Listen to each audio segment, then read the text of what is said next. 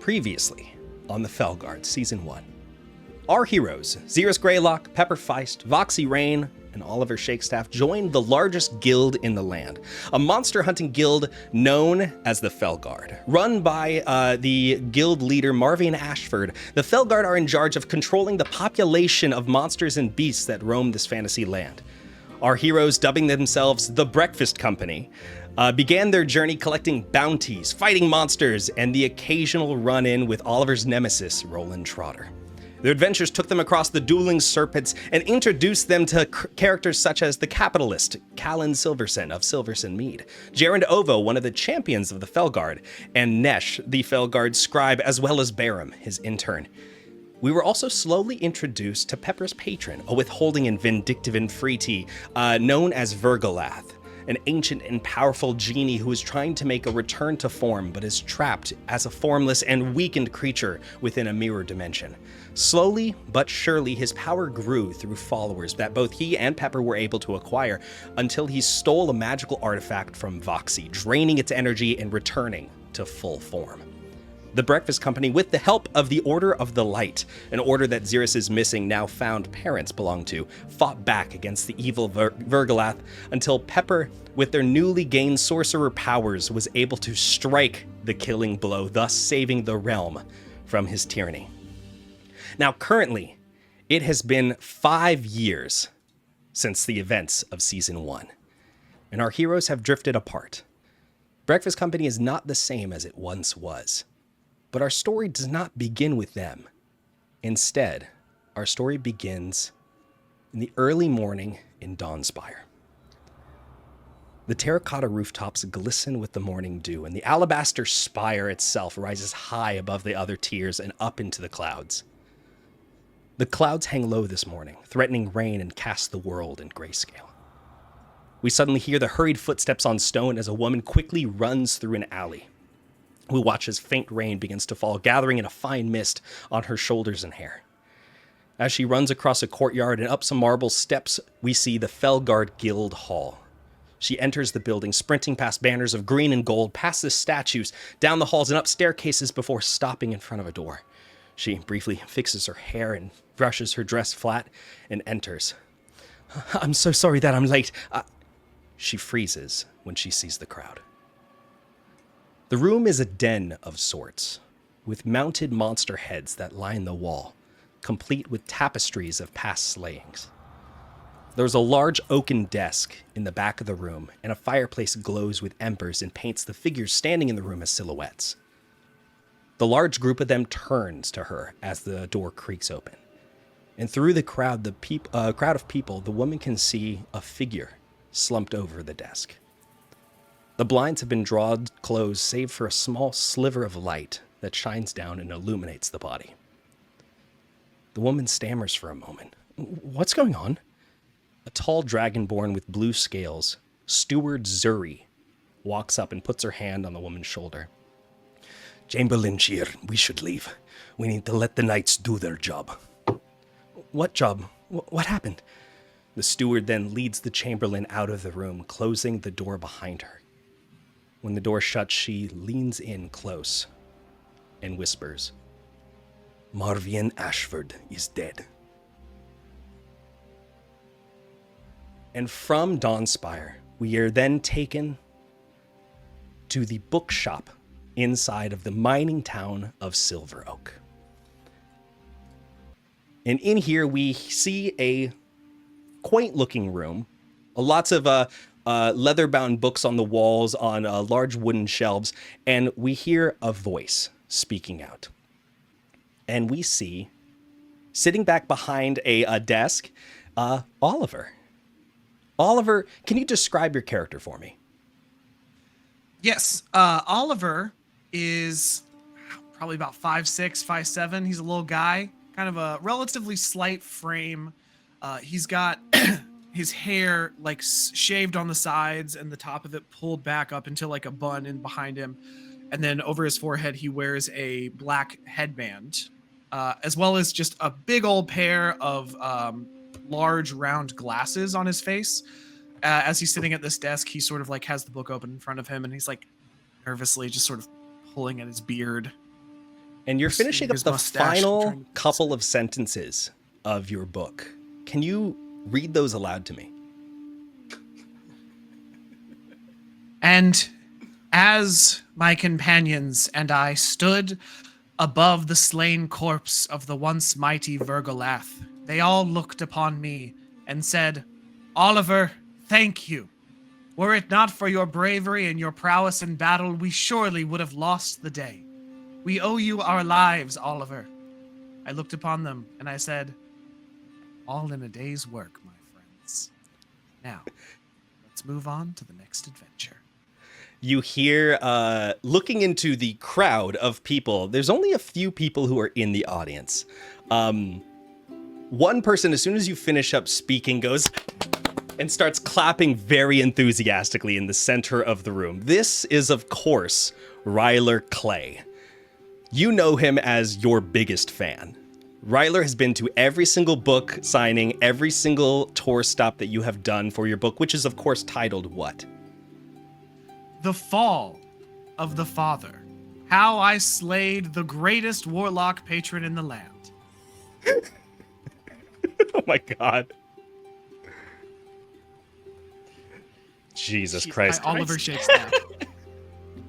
So Ryler has in his possession a fresh copy of this. Of course, he bought another copy just at this stop. He wants to support you. That's what he does best. The other two people who are in the audience, as soon as you finish talking, stand up and just casually head for the door. They don't really seem interested in what's happening.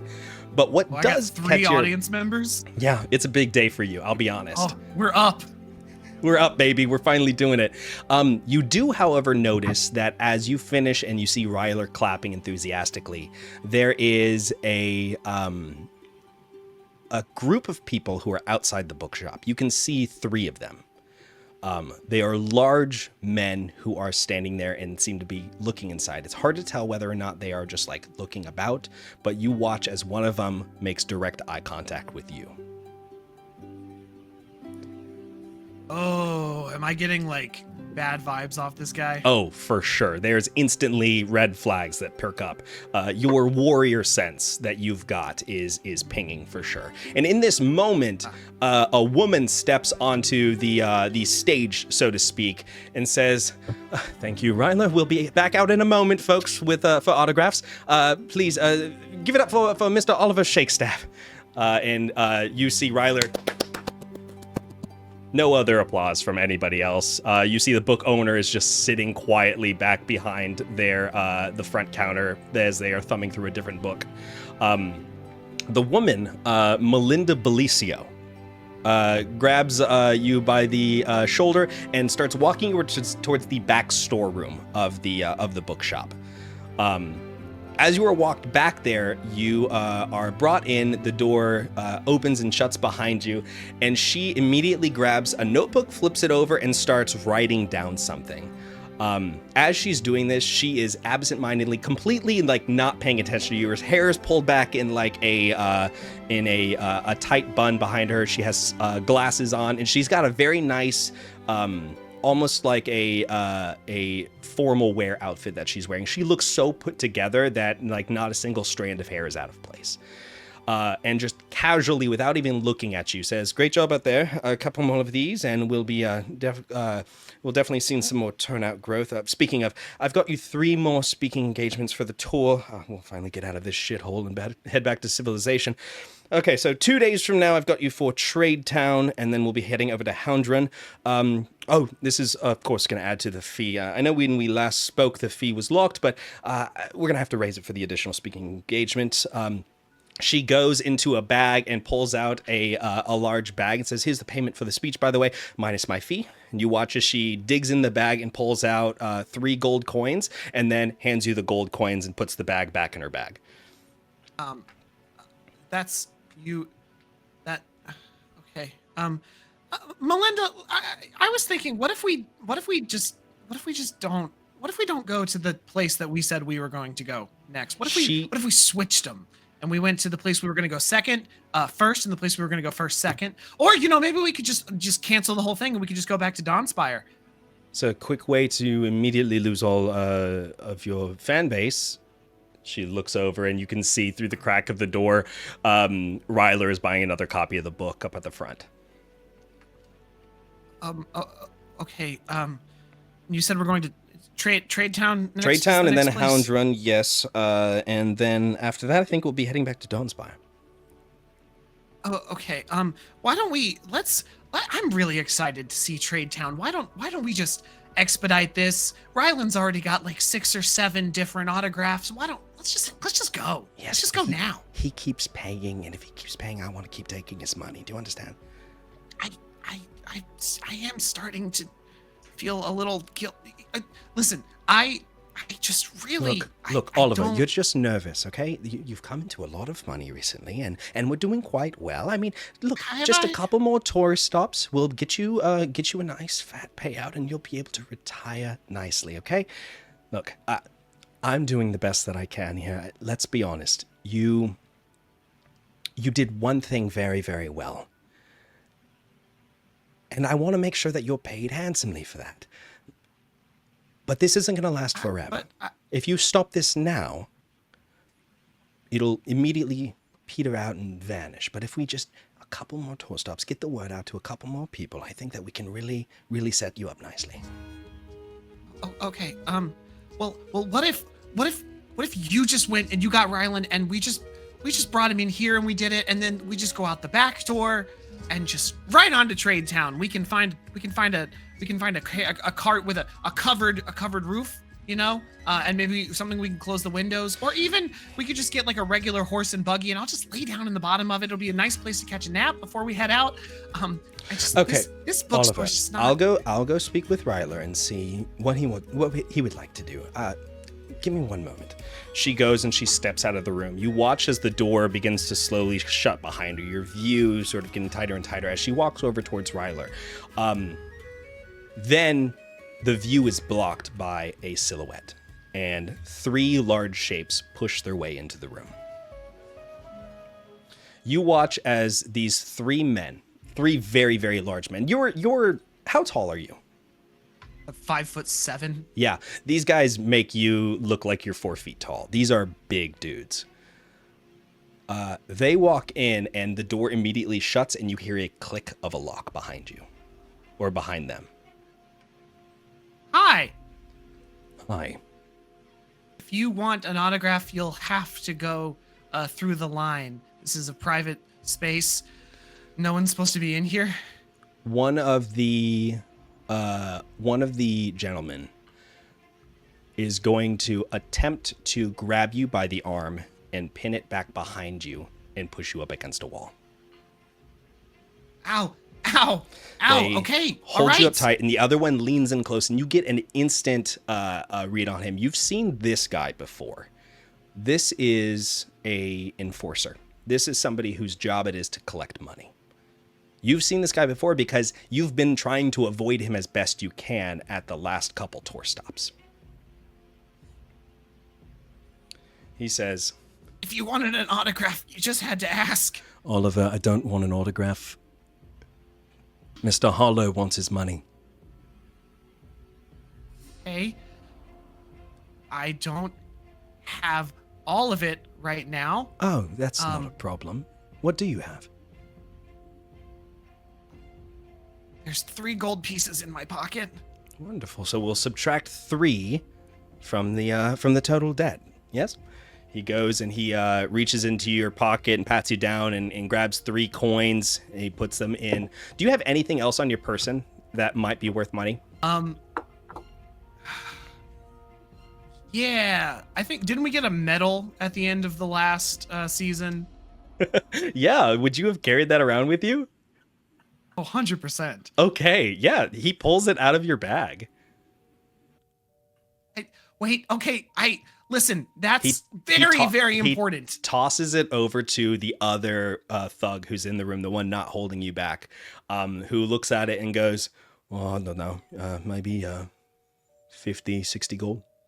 And he goes, "Okay, we'll be generous and say 63 gold then off your tab. How's that sound?" I can give you 65. I just don't take that, please. You have 65 gold on you. No, but I will. There's a lot of money coming really soon. How soon is soon? Because from the way I hear it, you're traveling up to, what was it? It was Hound Run, Trade Town, and the other one says, yeah, I think so. If we have to wait a couple more days, Eltorin Harlow is not going to be happy about this. That's entirely understandable. I will. There's very big money coming very soon. If you break my arm, I'm not going to be able to make the money, and then you're going to have no money. All right. He gives a nod, and you watch as the guy loosens the grip, and your arm is let back behind you. You feel a rush of blood coming down from your arm now, as almost pins and needles start filling it, and the two of them look at you, or the three of them, excuse me. The big one you've been speaking to looks over and holds out a hand, takes the medal, and says, "Is this for the Fellguard stuff?" You know it is. Yeah. So this means a lot to you, does it? You know it does. He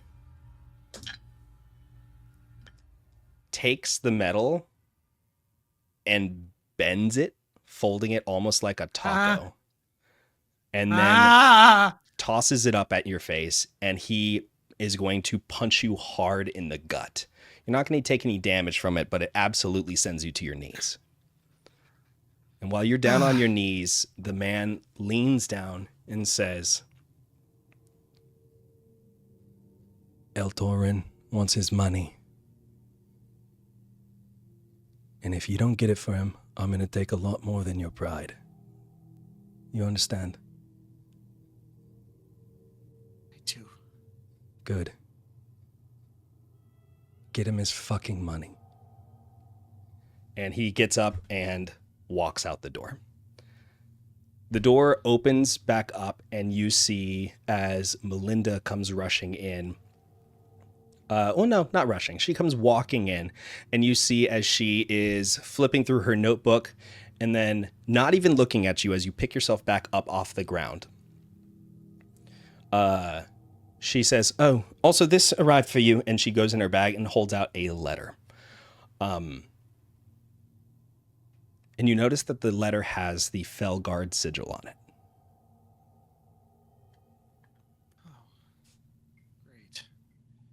And from there, something about me disparaging. From there, we are going to change locations as we fly back up and away from Silver Oak in the mountains, traveling down towards the Amber Coast, and we find ourselves in Glint Harbor. And here we hear the rushing of footsteps and the wind in our face, and we see two figures. One of them is sprinting across a rooftop, and you watch as they are sliding off of the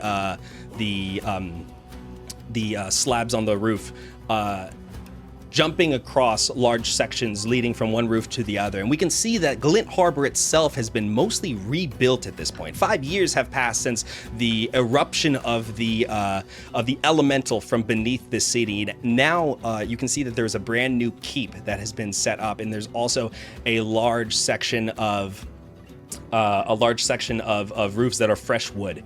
And Zeerus, can you describe your character for me?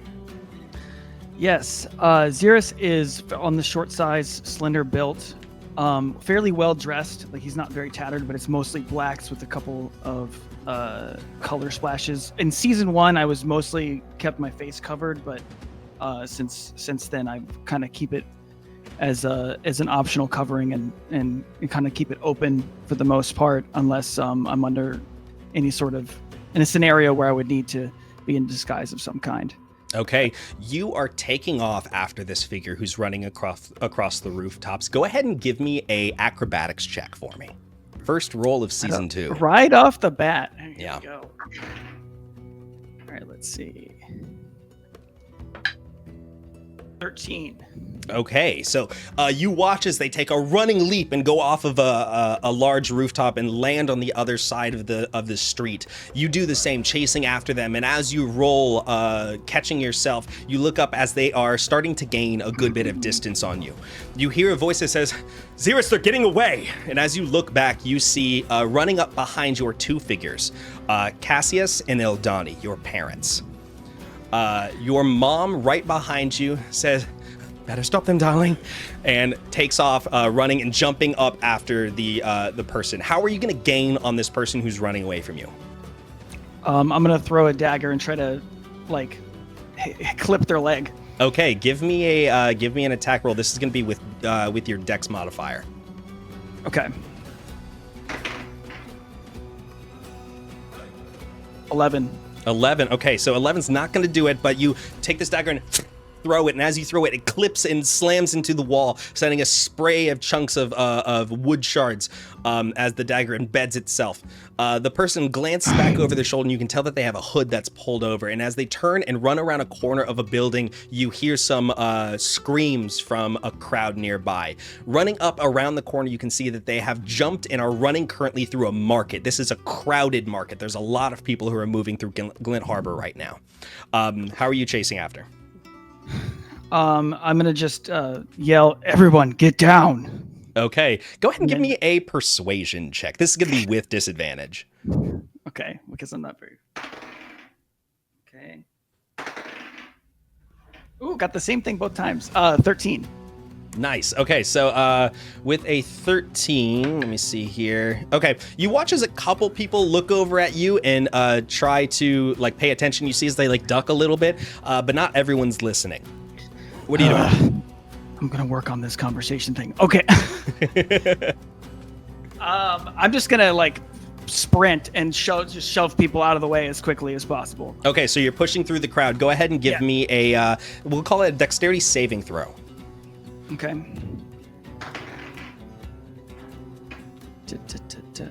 Oh, 25. 25. Okay, yeah, absolutely. So you push past a couple people. You hear the shout of somebody goes, "Hey!" as you run past them.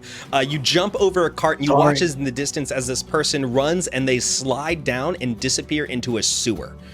You running after them, jump, slide under a cart, and then roll and slide and go right into the sewer with a heavy splash as you land in knee-deep muck. You can hear the splashing in the distance, now in the darkness. Do you have dark vision as a tiefling? I think you do. I do. I believe so. Okay, so you can see them as they are slowly disappearing into the darkness. At this point, getting to the edge of your dark vision. You look up just out the sewer entrance, and you see your parents get there and say, "We'll go around." And you take off. Okay. So what are you, as you give me a survival check at this point. Survive. Okay. Yeah. Not used to sewers. I know, right? 5. 5. Okay. You're hearing splashing in the distance, but the fact that you can't see them anymore as they've rounded a corner, you're just running, trying to keep an eye on where they have gone. At this point, you're beginning to lose them. You've been in the sewer system of Glint Harbor before, not during season 1, but in the interim, you have spent a good part of your time with your parents tracking down the remaining sects of Vergalath's followers. Would there be alternate routes or ways I could think to, if he's going like one direction, if there's like a way to jump or like it veers off and changes? Yeah, you know what? Give me another survival check. If I know the sewers. Nat 20. Beautiful. Okay, we love a nat 20. Let's see some nat 20s in the chat, please. And as you are sprinting, you suddenly realize that if you're here by this street, if you go this way, it'll cut him off. So you start sprinting as far as you can, and you make a couple climbing up some ladders, sprinting across some stuff, jumping down into another section of the sewer, and you land. And as you land, you hear suddenly splashing coming from around the corner. And as you come around, you see this foot figure. Out and trip. Okay, gotcha. Give me an attack roll. I'm gonna make a dex save for them. Okay. Oh, they rode so poorly. So did I. 8. Okay, you beat them with an 8. They had a 3. So you watch as they trip over it and go slamming down into the water. As you look around, you can see that this person, as they start crawling up, trying to get away from you, is going to crawl out of the muck and grime of the sewer and go down a small passageway that is actually on a drier area. They are hobbling. It looks like you hurt them pretty bad when you tripped them. But you watch as this person goes and disappears around a corner. And then when you follow after them, you can see that they are currently alone in a room. They turn around and look at you and look terrified. You can see that their eyes are very wide. They look to be human. Is he still on the ground? He is nursing his leg. He's really Okay. not putting a lot of weight on it. Okay, I'm just gonna go up to him and put my elbow like up against his throat and push him against like whatever a wall and be like, "I told you to stop moving." Okay. Go ahead and give me a Constitution check. A Constitution saving throw. Constitution saving. 14. 14. Okay. You get up really close to this guy, and you suddenly get a nose full of him. This person reeks. And not just like sewer level reeks, but like absolutely reeks. And you're able to stop yourself from throwing up just by being near this person just for a brief moment before steeling yourself. And you pull down his mask and you can see that it is a guy who has his teeth are rotting in his mouth. His face looks like it's full of sores. He looks like he is very, very ill. And he looks at you and you see him open his mouth and he like laughs. And the laugh is a gross, almost a choking laugh that comes out. I'm so tired of this. I'm just gonna like strengthen like the hold on him. Okay. How are you going to try to... I just want to like Okay. basically pin him. Okay, gotcha. Give me a strength yeah. check. It's going to be a contested strength check. He rolled terribly. Can't find it. Where'd it go? 7. 7. So, I'm rolling terribly too. So yeah, I was gonna say he beat you. Unfortunately, yeah, he rolled an 8. So, he is going to try to break free of you, and as he breaks free, you watch as he quickly runs over to. There's the room you're in. Has a small table, a couple chairs in there, and a bookshelf. And you watch as he grabs something on the table and turns around and holds a knife up to his throat. Not this again. Don't do it. I'm going to try to reach for his arm to stop him. The second you try to reach for his arm, he pulls the blade across and drops to the ground. And as he's choking on his own blood and possibly bile, you hear him say a word. Go ahead and give me a perception check. Okay. 16. 16. He, as he is bleeding out, goes, "Bless me, shadow that was." And his eyes go still, and you watch as blood slowly fills the floor, going between the grooves of the stone. I'm going to search him. Okay. Go ahead and give me a investigation check. You hear footsteps behind you as Cassius and Ildani, your parents, catch up. And you see Ildani look down and go, "Oh, God." He killed himself. A 14. 14. So on a 14, he has nothing on him. He's got robes, he's got a couple common clothes that he's wearing, but you do find nothing in his pockets, but as you pull back his sleeve, there is a brand that is on his wrists, both of them. And the brand looks like this. I don't know how well you can see my screen.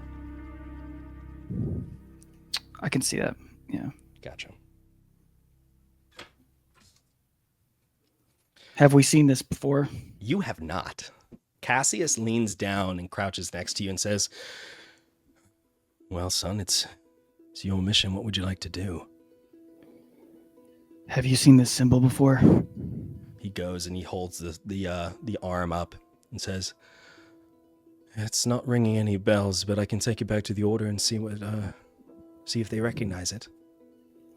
I think that probably be for the best. Is there anyone else still out there, or did we finally get the last one? As you're looking around, Ildani is walking around the room, and she says, I thought we uncovered all the holding spots for the Baron.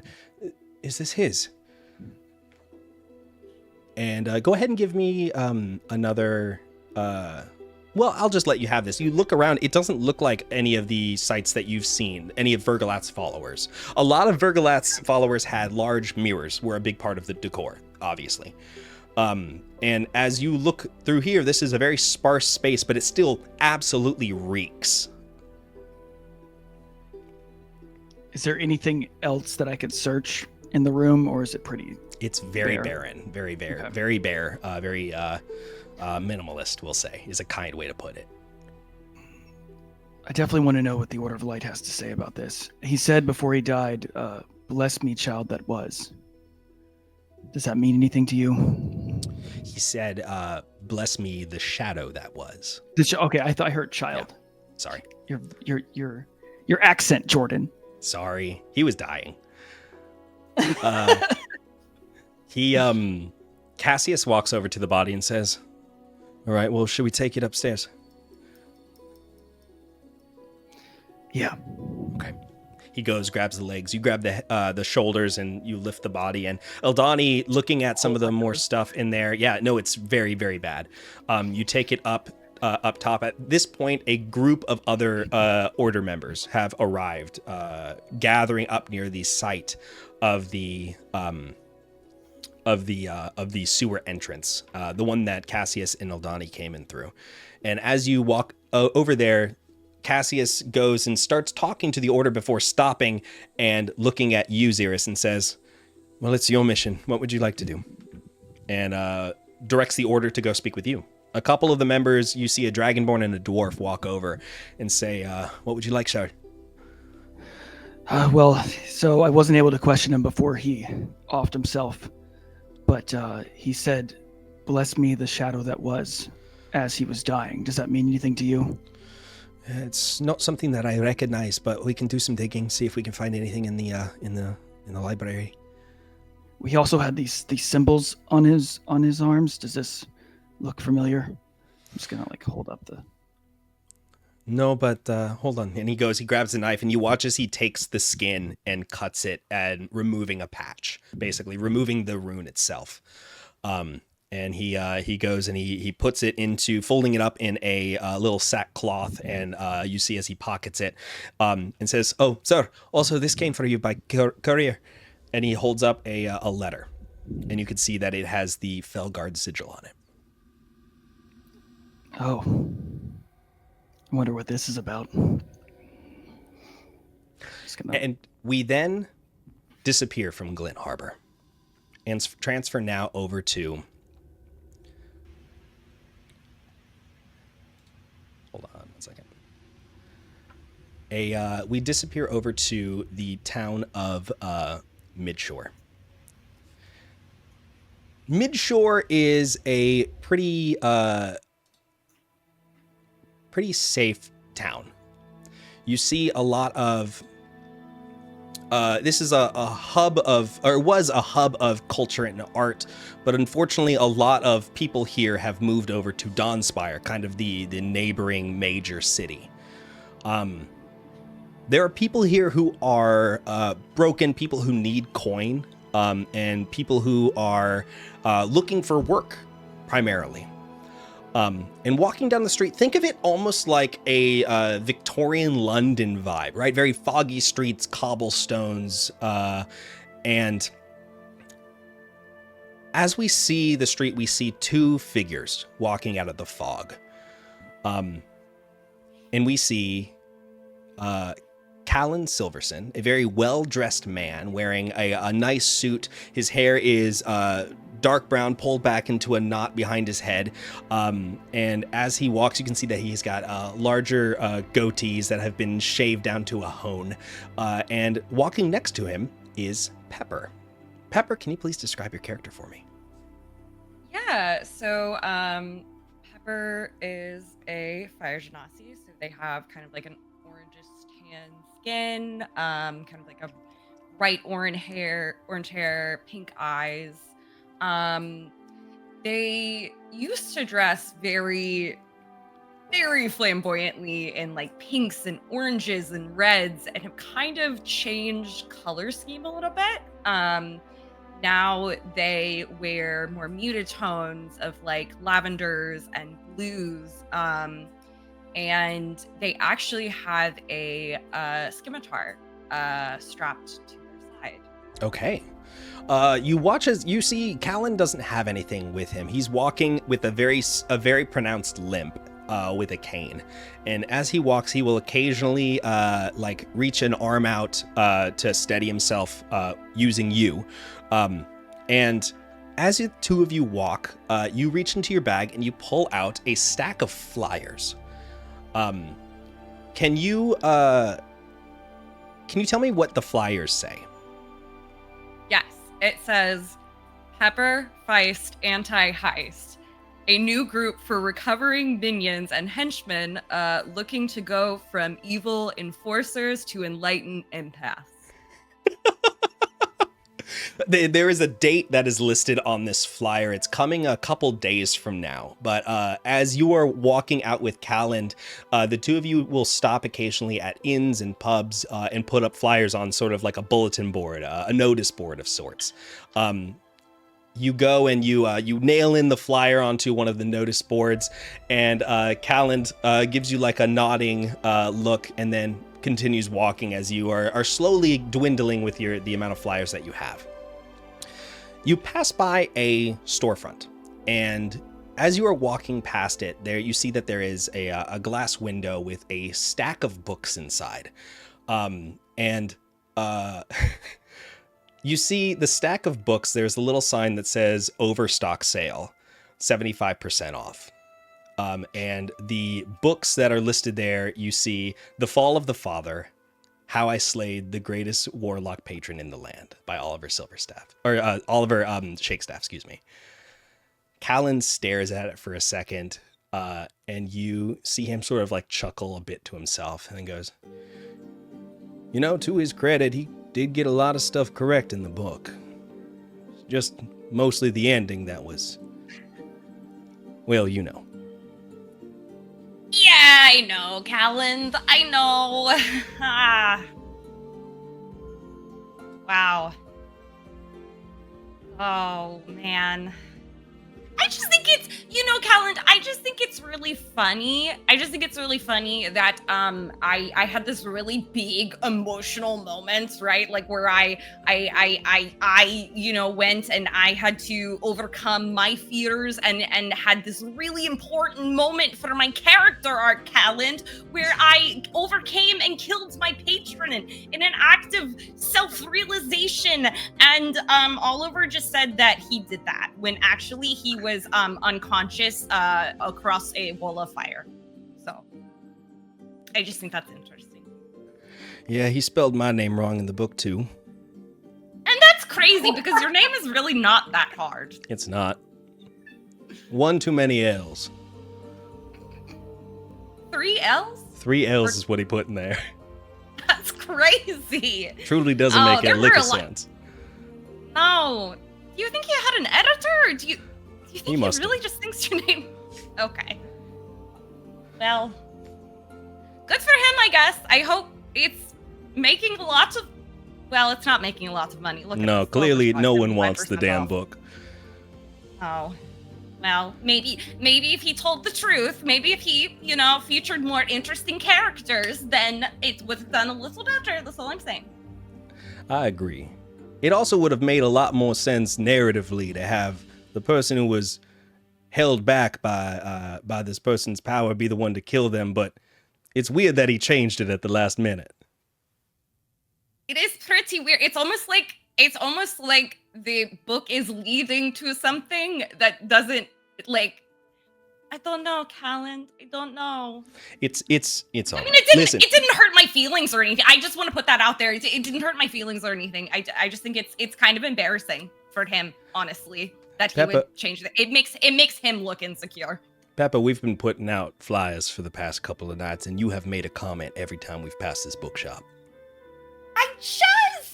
It keeps being there, and I kind of just wish people would buy it at this point because it's just mocking me. Have you spoken to him since?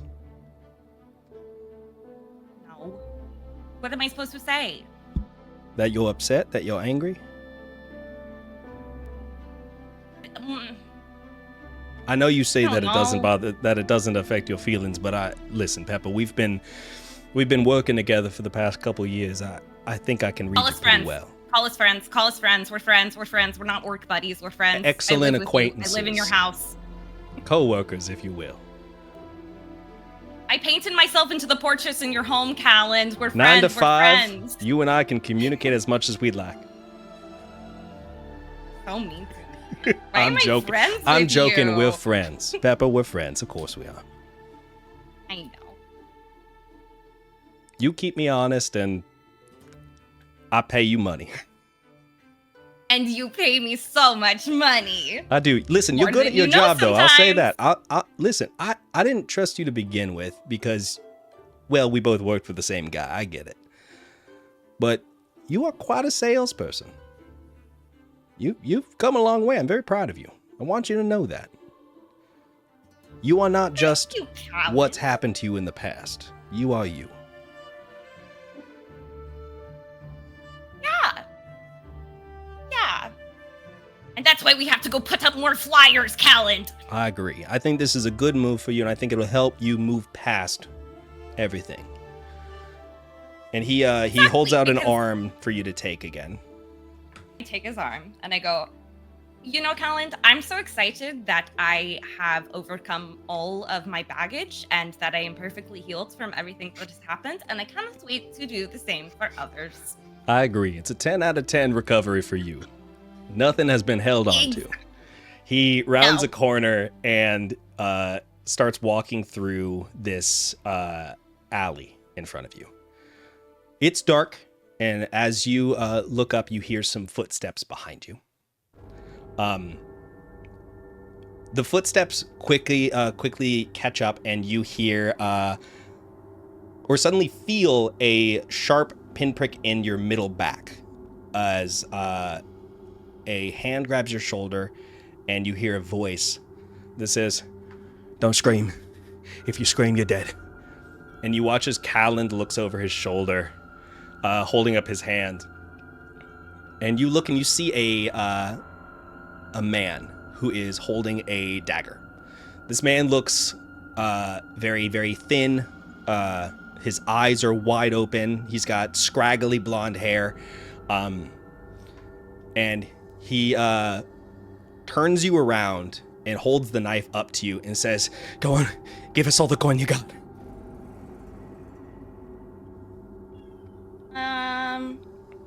Callan looks over at you, and you watch as he takes a step away from you.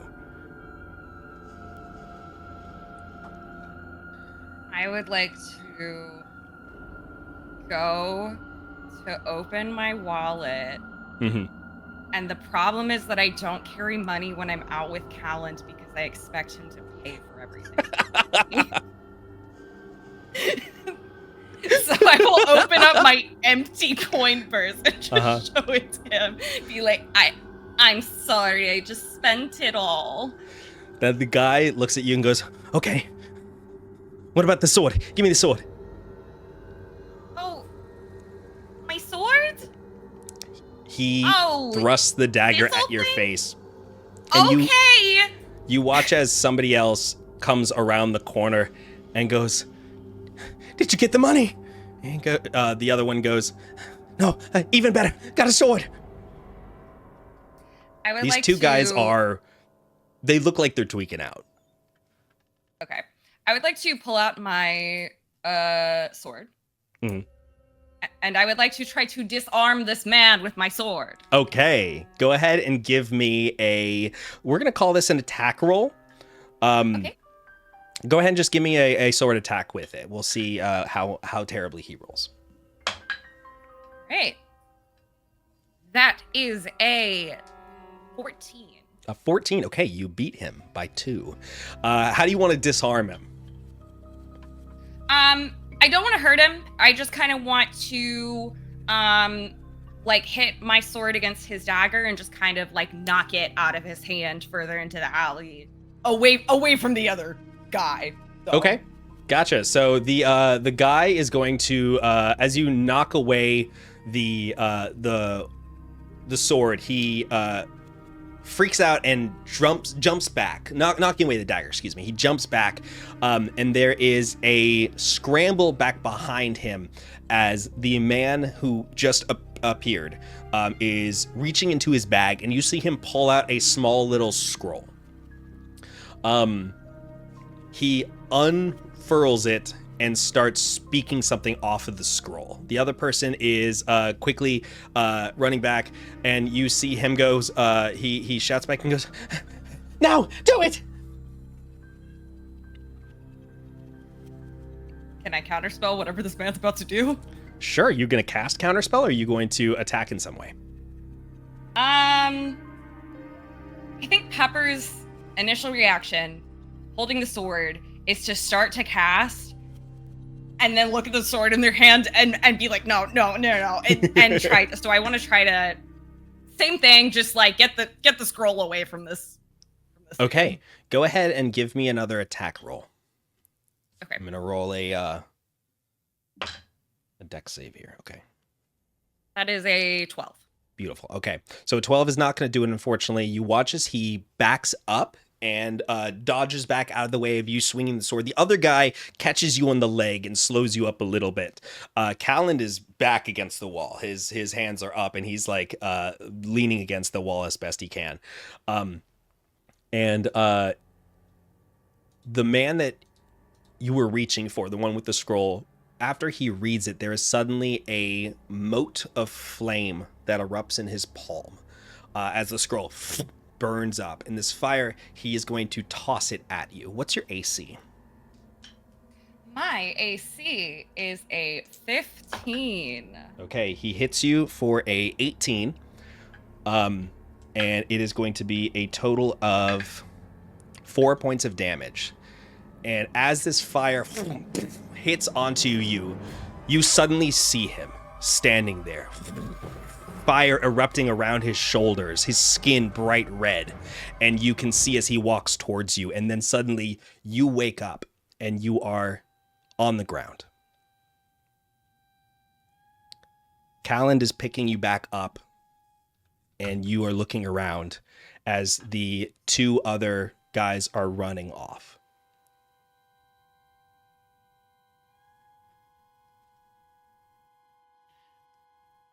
You all right? Are you okay? Well, I'm fine. Yeah. Okay. Yeah. What? What happened there?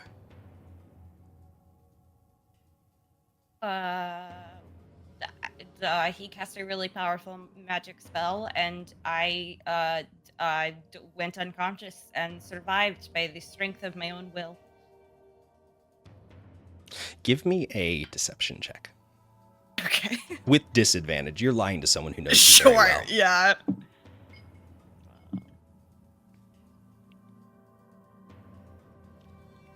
Unfortunately, I'm just so good at lying. That's a 19. 19, okay. He looks at you and goes, "Well, good thing you're such a powerful sorcerer. You went down and I offered to pay them a lot of money, and, well, they took the lot and ran, but thankfully they just basically took the pocket change that I had." Yeah. I'm sorry. I've been trying this whole sword thing. It is really hard to teach yourself how to use a sword, Callan. That's why I simply don't use them. Reading about it, that's crazy. Look, how about we head home? Let's call it a night. The two of you walk out of the alley and head towards your home. What does the house of Callan Silverson and Pepper Feist look like? So I think when Callan was buying, he got like a very nice looking mansion that's like clean and minimalist and, you know, like a bachelor lives there, right? Sure. And then there's splashes of Pepper where it's like the weird overgrown flowers that are colorful but don't look great laid out in the garden. And there's maybe a bit of a scorch mark on the side, on a corner of the house somewhere. Some arcane residue. Yeah, there's a little section that seems to have been blocked off in the front where it looks like maybe there's some sort of little like training setup with like some miscellaneous like practice swords and some armor and stuff like that kind of haphazardly thrown around. The two of you approach the house, walking past the overgrown flower beds that are there. Callan navigating around the edge as best he can. And you make your way up the steps and open the door. And immediately you are struck by a small envelope sitting on the floor, something that's gone through the mail slot. You reach down and grab it, expecting mail for Callan. He gets a ton of mail here, but it's addressed to you, and it has in a large bold sigil on it is the sigil of the Fellguard. Callan, they want me back. And with that, we are going to then transfer over away from Midshore, going up north back towards Dawnspire. We are just outside of Dawnspire, in the just outside the edge of a town called Mill Hill, a small little farming community that borders on the edge of a couple forests nearby. And while we are there, there is a rumble in the earth, and then we hear a sound and a scream as Voxi, you are thrown across the land and slamming into a tree. You are going to take a total of 5 points of damage as you slam into this tree and pick yourself back up. You've got a little bit of a bloodied lip, and you stand up holding onto your bow as this large creature is staring you down. The creature that you see in front of you is a large worm-like, almost a white larva-type creature. It has waving tentacles that are coming off of its face, two very, very large bug-like eyes. It's almost centipedoid in shape, with large pincers in front of it. It lets out this strange sound again as it starts moving in your direction. It looks very, very bloodied at this point. What would you like to do? How far away am I from it? From the creature, you are probably about 20 feet. I think I'm gonna still try. I'm gonna shoot the. I'm gonna go with the longbow. Okay. Go ahead and roll the hit.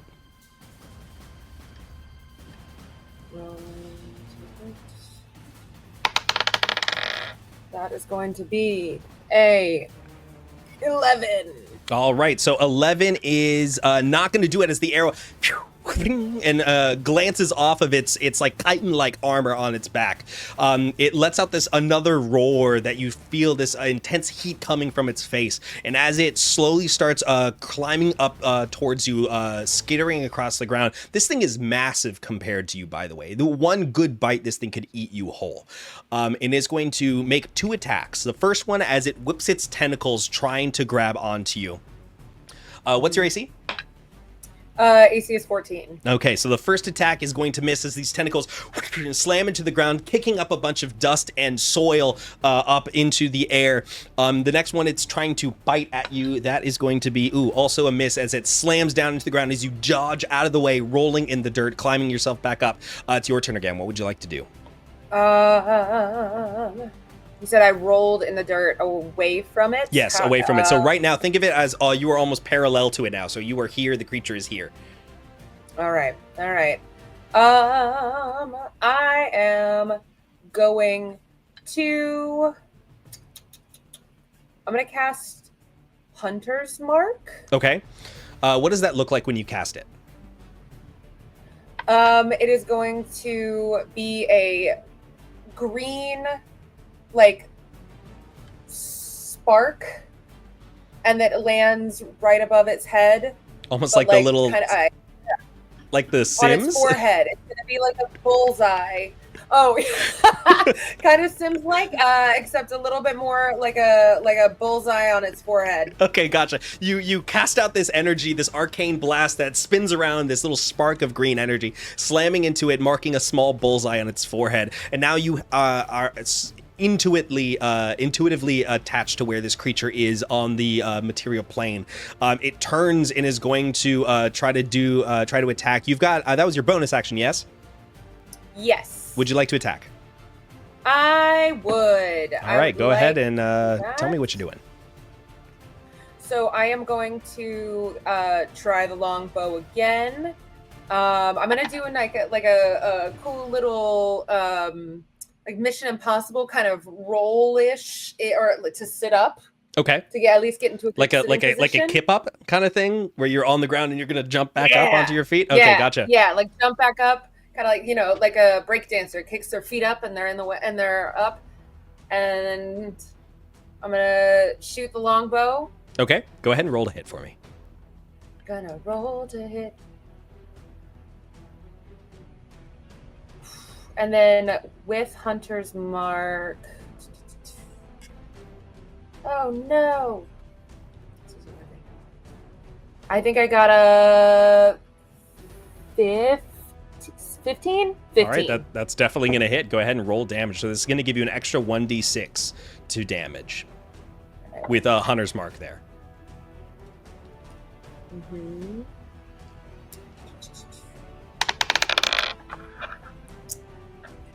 Well, D&D Beyond is not letting me roll my Hunter's Mark for some reason. That's okay. Of course. Saying it doesn't recognize that. That's okay. Hunter's Mark is just an extra d6 that's added onto your bow damage. So just roll a d6 with it and we can add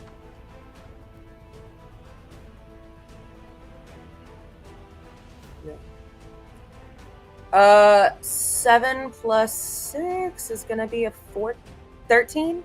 Okay, gotcha. So 13 damage. Please go ahead for me and narrate your victory. How do you kill this creature? So that little breakdance move happens. I pop the bow and I let it go, and the arrow just goes straight into its forehead, and the creature like kind of reels and then crashes forward, face first into the dirt. You watch as this creature reeling back, this guttural sound, this comes out of it as spittle and other bits of God, you don't know what, comes flying out of its mouth. And as this arrow finally slams into it, it collapses down in a on the ground. And as you look up, you hear a clap behind you. As walking up behind you is Sarah, the other champion of the Fellguard. She walks up and goes, "Very good. You're still favoring your left side, but if you treat both equally, your opponent won't be able to guess your next move. That's why you got hit that last time." Okay. All right. I will. I'll do better. I'll do better on the next one. You did great. You're fine. I'm just letting you know. She walks over and she pulls the arrow out of the creature's head and she tosses the arrow over to you.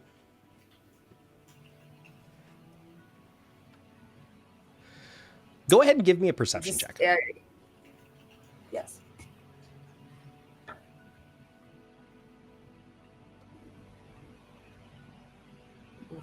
10.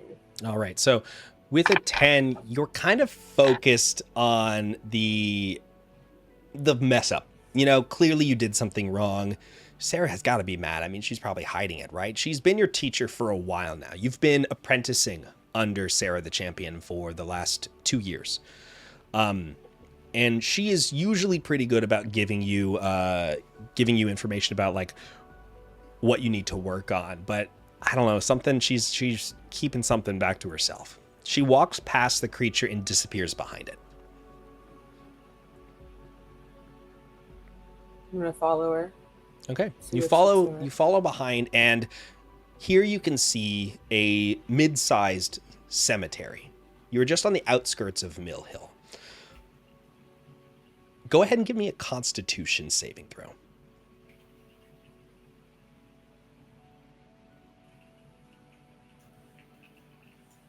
It's going to be an 8.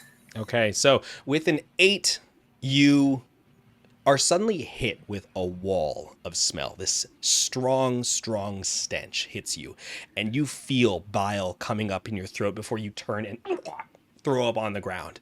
Sarah looks over at you and then looks back at the cemetery, and you watch as she walks over and sort of toes at a body on the ground. It is a half-eaten corpse of a man. And she looks at it and goes, "Well, I think we found our missing groundskeeper. This must have been poor Mr. Dorst. By the look of it, he's been dead for a couple of days. I'm surprised the carrion crawler didn't finish him up. He must have been interrupted."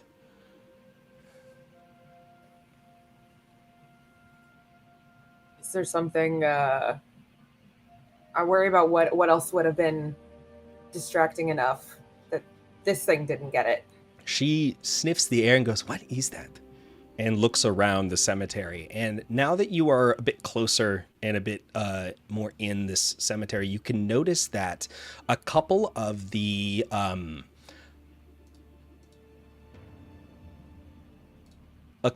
grave sites here have been disturbed.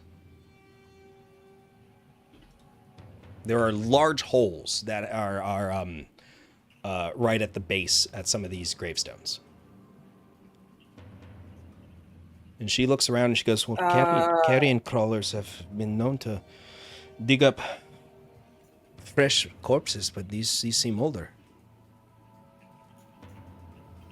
Can I look in the holes and see how deep they go, or Yeah. if the coffins are in them? Yeah, go ahead and give me I'll just let you see. Looking at them, there are coffins, caskets that are in there, and they are open. They look like they have large scratches on the side, and they've been splintered at the edges.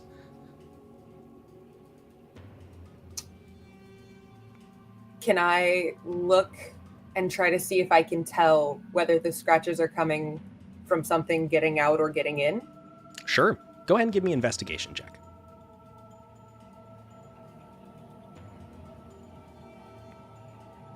20. Beautiful. Dirty So, 20.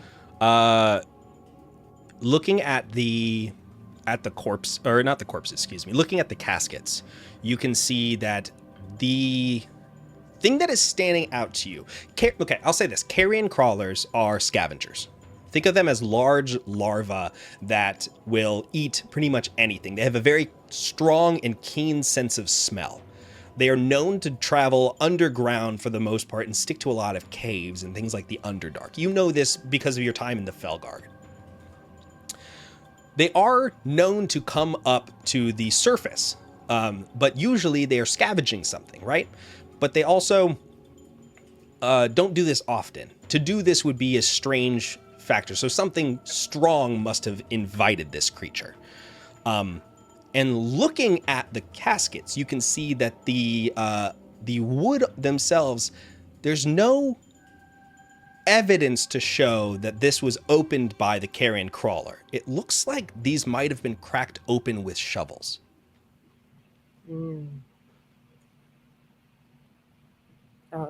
look to Sarah and I'll say, do you see that?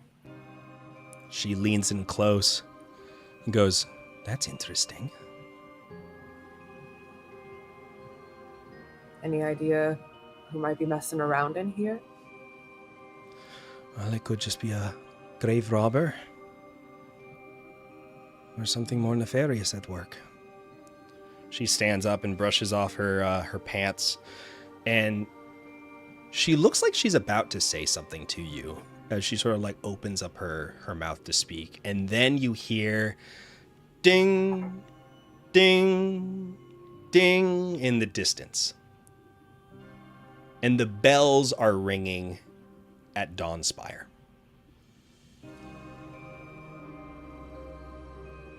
Sarah immediately looks over at it and looks very worried.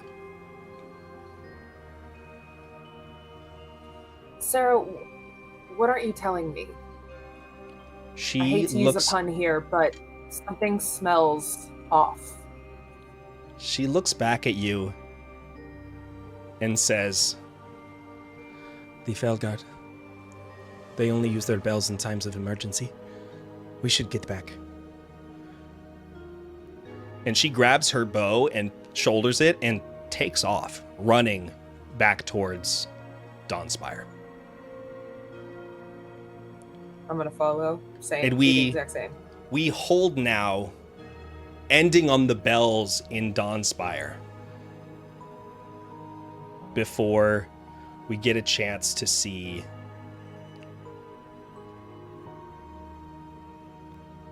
sorry, give me 1 second here. Before we get a chance to see every single person begins opening up the envelope.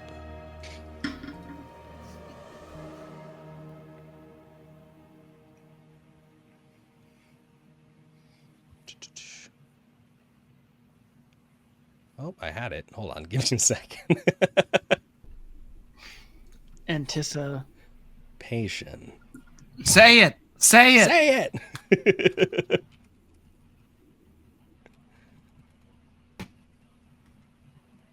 Would it be a PSL show if we didn't have I know, some right? sort of Rocky Horror reference? We have to. It's Hang on, I want to required at test this point. something. Hey, chat. Brad Majors. Asshole. I couldn't help it. It's just required at this point. Yeah. People know what we're about. It's not all D&D. There it is. We have two things. You can do more than one thing, Pepper. Oh, Devin had to add the permission to use the word asshole. Yeah. Thank you, Devin. That's very good. Doing the Lord's work. Truly. It said like flagged because of bullying, and I was like, It is bullying. Yeah. Brad. But it's of Grandpa. Grandpa Barry. Grandpa Barry. You think he's Is like- watching? Don't you guys Hey, all Barry. know the actor that plays Brad? Yeah. I text Quite him. well. He texts me. It's weird. He came to visit me in New York. How does he feel about what's happening in this chat right now? He's in it all the time. Let's ask him.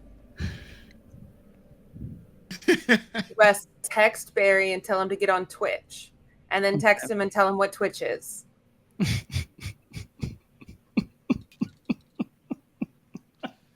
All right. I'm ready. Sorry about that, folks. I had the thing and then it disappeared and I don't know where it went, but I've got it now. All right. So you all, one by one, in your own respective places, begin opening up the letter that was addressed to you. And as you open it up, it says, "To the Breakfast Company. It is with a heavy heart and great sorrow that I must inform you of the passing of our esteemed leader, Marvian Ashford. One day ago, Marvian departed from this world, leaving behind a legacy of courage, leadership, and unwavering dedication to our cause. He was more than just a leader. He was a beacon of hope, a mentor, and a dear friend to all who knew him. His wisdom and guidance have shaped the Fellguard into the formidable monster hunting guild it is today. In honor of Marvian's memory and the countless contributions to our cause, we invite you to join us in bidding him farewell and paying our respects as his friend. The ceremony will be held at the Fellguard Guild Hall 2 days hence. Your presence would mean a great deal to us as we gather to celebrate the life of a truly remarkable individual. With solemn regards, Nesh, Guild Scribe, the Fellguard. How does each of you react when you see this note? Would I have met Balance, him? this joke was in poor taste. Callan gives you like a shrug and says, "It's not a joke. That's got the official seal on it." No, I made a joke and now I feel bad about it. Ah. Oh. I would Well? definitely. Oh, sorry. Go ahead. No, that's No, say, would we have met him, or would I have met? Like, is it like how well? He would was we the know one him? who introduced you and gave a bunch of speeches at the beginning of you joining the Fellguard, and he was also the one who gave you your medals after you did everything to protect everyone. I'm gonna definitely show it because I'm still standing next to my parents. I'll definitely show it to my parents because they would be aware of. They look concerned when they see it. And your father instantly goes and starts packing his bags. You think I should go? Absolutely, you should go. Are you planning on not attending? I mean, I don't know. I just don't feel super connected to the guy, so. It's not your connection with him. This is the connection with the Fellguard. The leader is dead. They're going to have to appoint someone new, and we need to be in them when they do that. The Order of Light has been a part of the Fellguard for centuries now. We need to have a say. You need to have a say. Okay. Let's get ready. Let's get a horse. Voxi, you arrive at your home to find a letter. You read it. It's the same letter that everybody else in the breakfast company received. Number one, what does your home look like?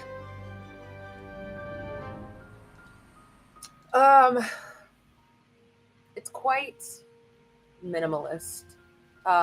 Mostly function. Not a lot of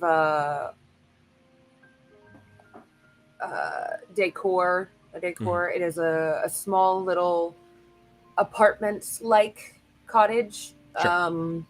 Almost like a studio, and the only decor is one table next to the bedside table, or on the bedside table are like 6 framed photos of my family. Mm-hmm. And or paintings, Sketches, what have you. and sketches of the family, you know, that we had done when we came into the money of the Fellguard. But the family photos, portraits are the only things that are really there. And I take the letter and I just sit on the bed and kind of try to take in what I've read, but there's a quite a bit of disbelief. Okay. Oliver, walking out of the bookshop, you are being hurried along by your manager. And as she pushes you along, as Melinda pushes you along, you are skimming through this note, and you come to a stop in the middle of the road. And she turns back and says, "Come on, we have to go. We're gonna miss the carts." Okay, but the leader of the Fellguard died. What? The leader of the Fellguard died. So It's important. you're not part of that anymore. You're doing your own thing. Come on. I should really. I feel like I should go. I had a poster of him in my room. No. Okay. We spin this. This could be good. You can go show your support, show that you're still part of the Fellguard, and then we find a way to remind them, of course, of the stuff that you worked on. Where's your medal? That's not important. Melinda, I would really rather go on my own, I think. All right. What are you saying? I just don't want this to be... I don't want this to be a work trip. This is important. Like it or not, you're always going to be working. You have to keep your image up.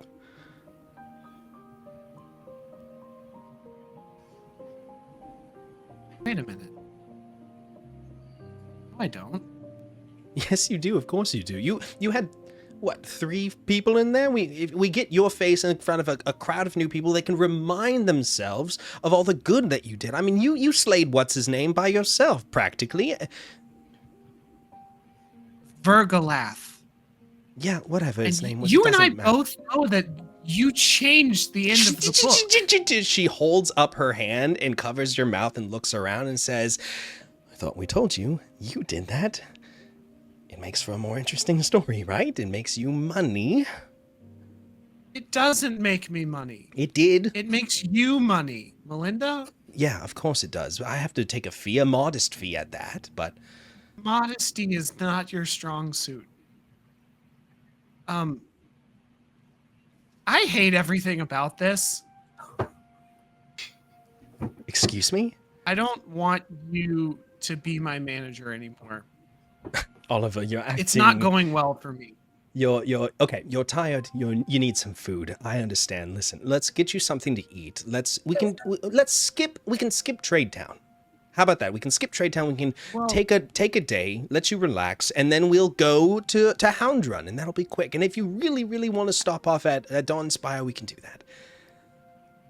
Melinda, if I keep following you, I don't know that I'm gonna live a whole lot longer. I would like you to not be my manager anymore, please. You're firing me. Am I allowed to do that? What happens if I say no? Don't know. Look, you take the time that you need. I'm going to give you 2 days.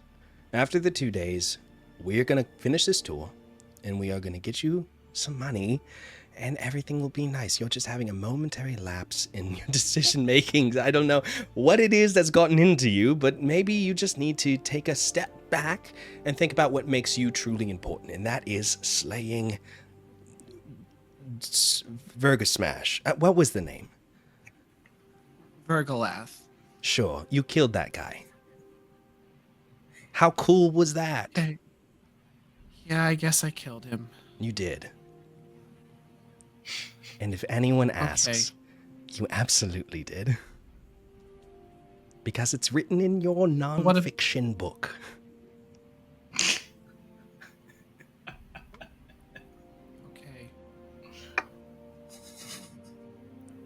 Okay. All right. Hound Run in 2 days. Yes.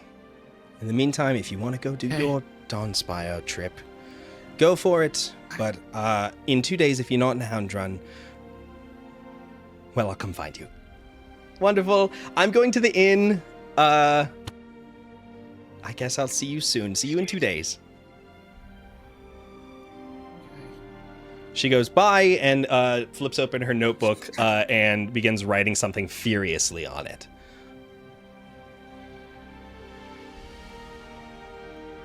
I'm gonna start walking towards a cart.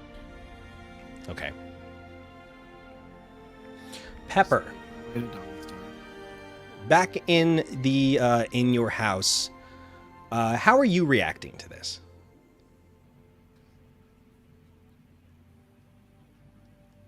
I think I take a moment to read it again before looking up at Colin and going,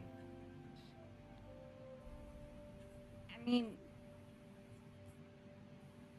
I think I have to go, right? He goes, well, if you're going, then I'm going. I've got a couple contacts Oh, in that's Dawnspire. amazing!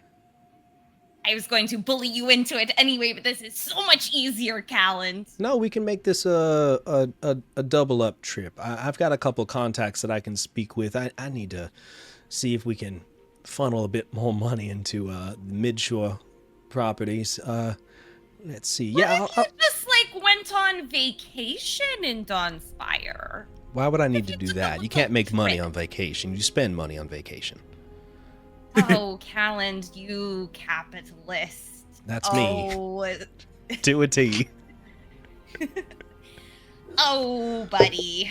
I don't know. Maybe we could just take a couple of days to not work and just hang out, see the sights of Dawnspire.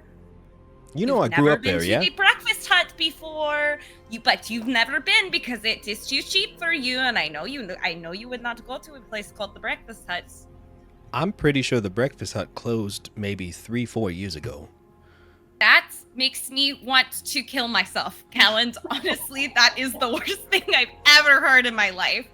Oh, I don't want to go to... No, okay. They had a No, I have severe to rat go. problem. You know that, right?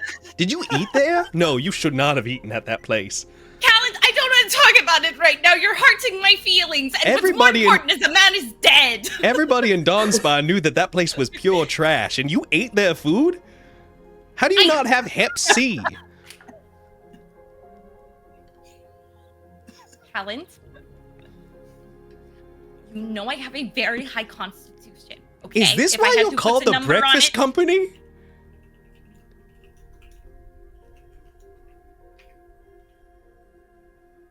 Because of that No. patient zero creator? No.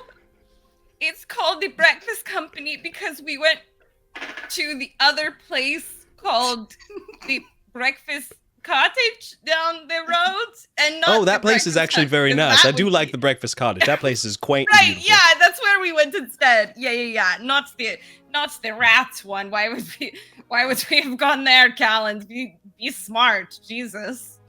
Okay. I believe you. I'm glad you Good, did, because that as would have been you a very, should. very dangerous place to eat. Callan, can Look. we just start packing now? Yeah, let's pack our things. I'll go grab my stuff. I'll meet you down here in 15, 20 minutes, and then we'll go fetch a cart and make our way to Dawnspire. How's that sound? Yeah, that sounds really good. All right. He starts walking upstairs, and you are left alone for just a moment. Glancing around the room, you can see the decor that has been set up. And you can see that there is a painting up on the wall. A painting that has Callan right in the center, standing there. It's something that he brought from his home in Dawnspire. And then etched into the side, hastily painted. It's not great art, but it is your art, is you.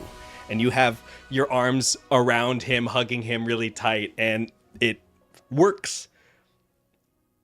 And it's a beautiful little piece. And you smile up at it. Now we are going to transition to a few days later. We are in the city of Dawnspire, and it is a gray, cloudy day. It's been cloudy for a while now.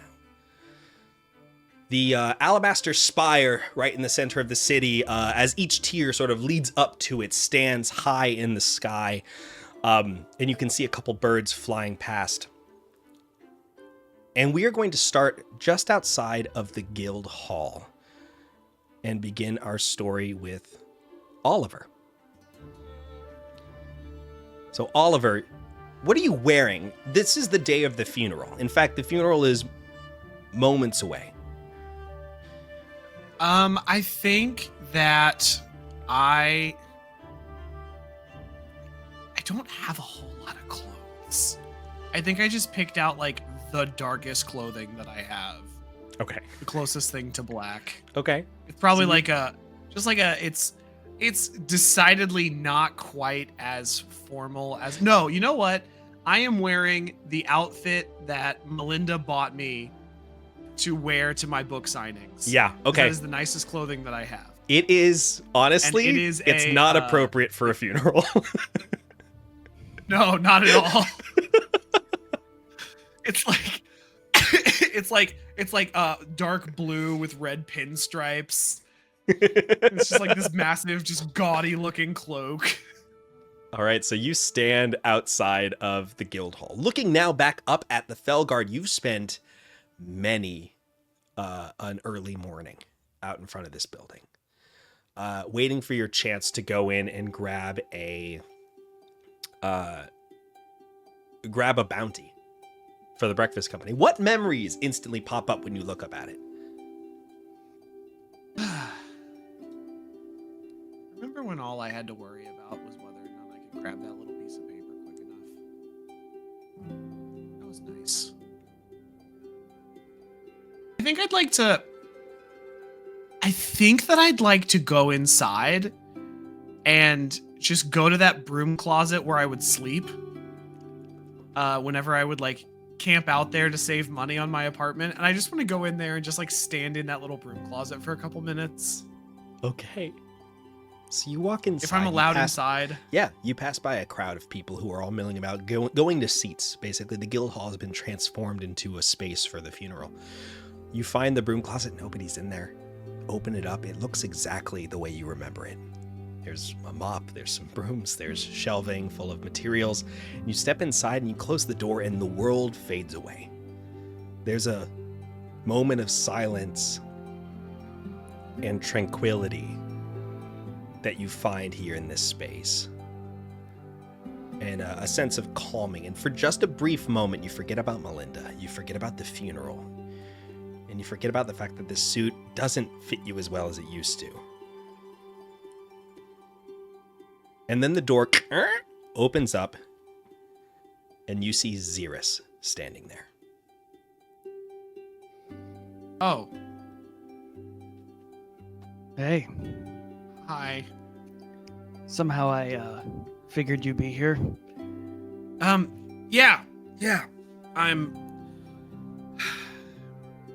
just wanted to. I think I left a book in here one time, and I just wanted to see if there was any chance that it was still here. It's not. When was the last time you were in here? How could you possibly have left a book? Oh. And I realized I don't think Zeerus ever knew about me sleeping in the broom closet. It's probably true. It's not important. It's gone anyway. It's good to see you, Zeerus. Yeah, good to see you too. So, how you been? I've been really, really good. Yeah, the book tour is happening. Oh yeah, Yeah. saw the book, didn't read it. Sorry, just wasn't my nothing. thing. Yeah, no, that's entirely fair. How are your parents? Good. It's been great spending time with them, learning from them. Yeah. They Are you still doing the Order of Light? Yeah. Just found somebody recently that is opening up a whole nother mystery probably, so. That's really exciting. I'm glad you're still getting to do what do you want to do? Are you good? Because you haven't suggested any sort of strategy in the past 2 minutes we've been speaking, which is definitely not like you. Yeah, no, you're entirely right. You should move your dagger to a different spot. You have to reach around your belt buckle to get to it. That's not ideal. Noted. Will do. On that note, the two of you step out of the closet and turn towards the crowd of people that are forming here in the guild hall. You can see that the banners that are normally adorning the marble columns in this space are green and gold, and also are endured with a large portrait of Marvian. This regal-looking man, kind face, very, very old, terribly old man. But you also notice that looking in the crowd, you see a ashen-haired woman see the two of you and walk towards you. Voxi, what do you say as you approach them?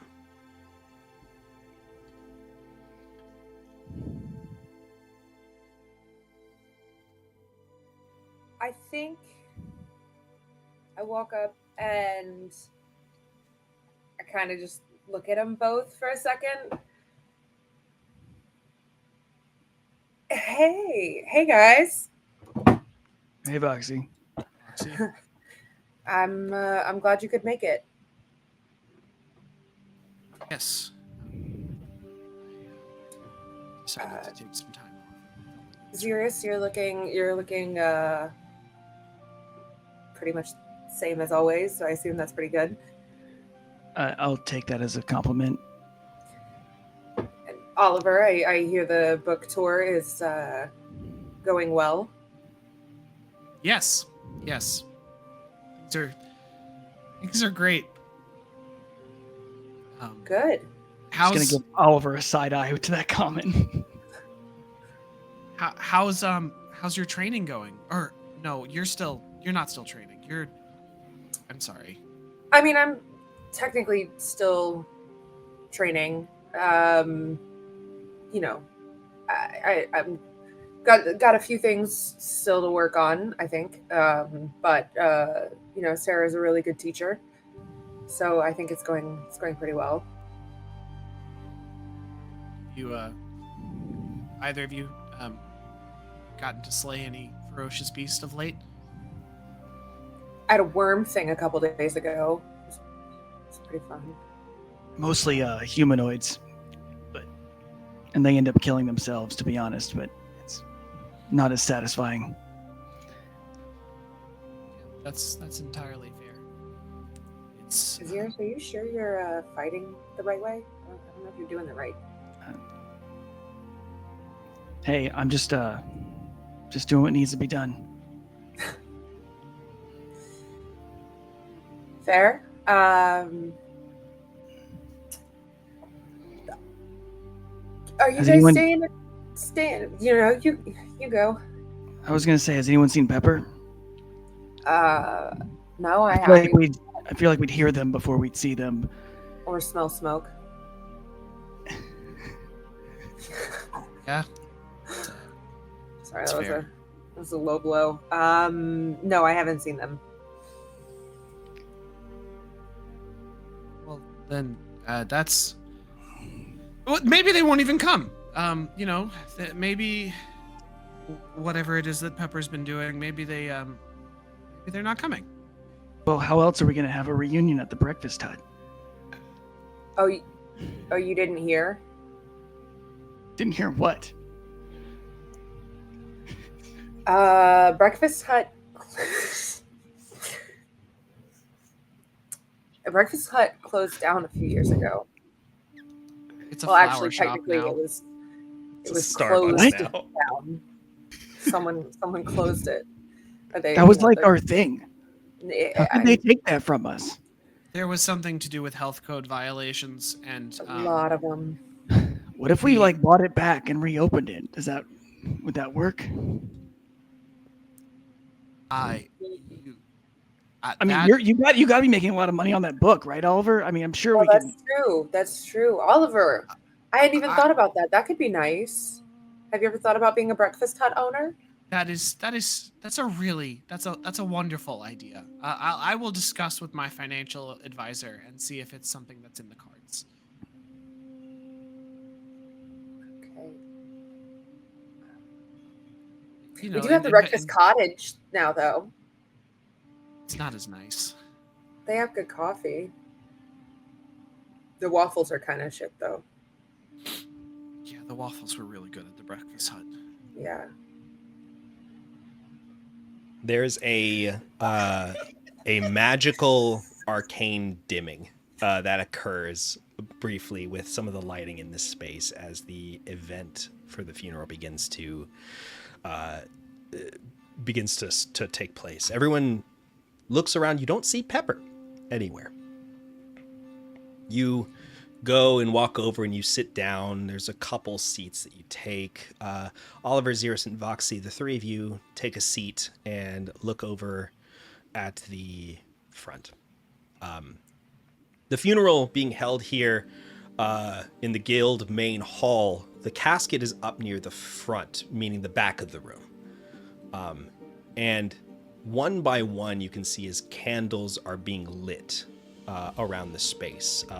Members of the Arcane Alliance come by and are reciting incantations for both protection and blessing as they are going out and lighting these small little motes of flame around the entire space. It is glowing with this almost ethereal glow. And the doors in the back open up and you see walking through are Calland and Pepper. Everyone turns to look, and then once they realize that it's nothing that important, it's just late people, they turn back to look at the stuff that's happening. At this point, somebody has taken up the front and is speaking about Marvian. And Pepper, you walk in and you see that there is an open seat. The open seat is directly next to Zeerus. Oh. Well, is it... I mean, am I dishing Calland by taking the seat next to Zeerus? Calland is already talking to some other business owners in Dawnspire. He kind of ditched you almost. Okay, that's... Yeah, I don't know why I didn't see that coming. Okay, yeah, I'll go... What's like the vibe? Like people are talking? No, it is very quiet. Almost in a solemn way. Because of a funeral? Right. You know. Okay, then I will go sit down next to Zeerus and hug him so hard. I'm just gonna... Hey, Pepper. How are you? I'm at a funeral. So, you know. It's really good to see you. Yeah, and you too, Voxi. Hi, Pepper. Hi, Olyver. Hello. I'm just gonna sink a little lower in my seat. Olyver, where are you seated in relation to Zeerus? Do you think it's Zeerus, Voxi, you? Yeah. Okay. I think so. Just gonna lean over and just wave in the most awkward way, and then just lean back. And hope that they don't look at me. I would like to crawl over Zeerus to hug Voxi. Okay. You hug Voxi really tight. Okay. A couple people in front of you kind of look over their shoulder and give you like a little bit of a face. It's a funeral. Pay attention. And you're going to be quizzed on this later. And I will give Olyver a solemn pat on the arm, and then I will crawl back over to my seat.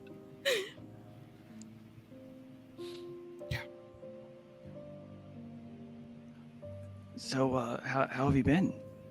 Shh. It was a challenge. Like, I care if I'm interrupting a funeral. Oh my God. God, he's such an edgy I'm gonna try bad really boy.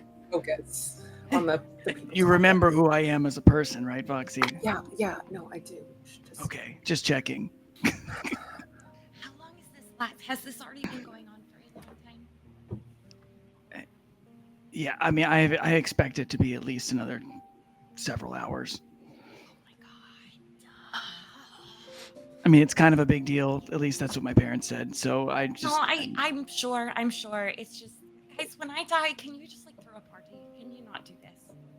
Yeah, but also I would hope that we all die together because I feel like that would be way cooler.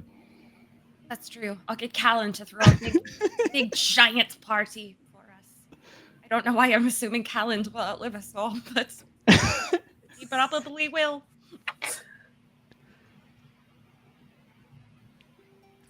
Olyver, what's going through your head right now? Is it fuck? Yeah, no, I'm full of shame. That's what's keeping the weight that I've lost from all the money that I've been not spending on food. The additional space in the cloak is being filled up by my shame. Okay. Right. Stay straight ahead. Maybe they won't say anything. Olyver, what's been going on with you lately?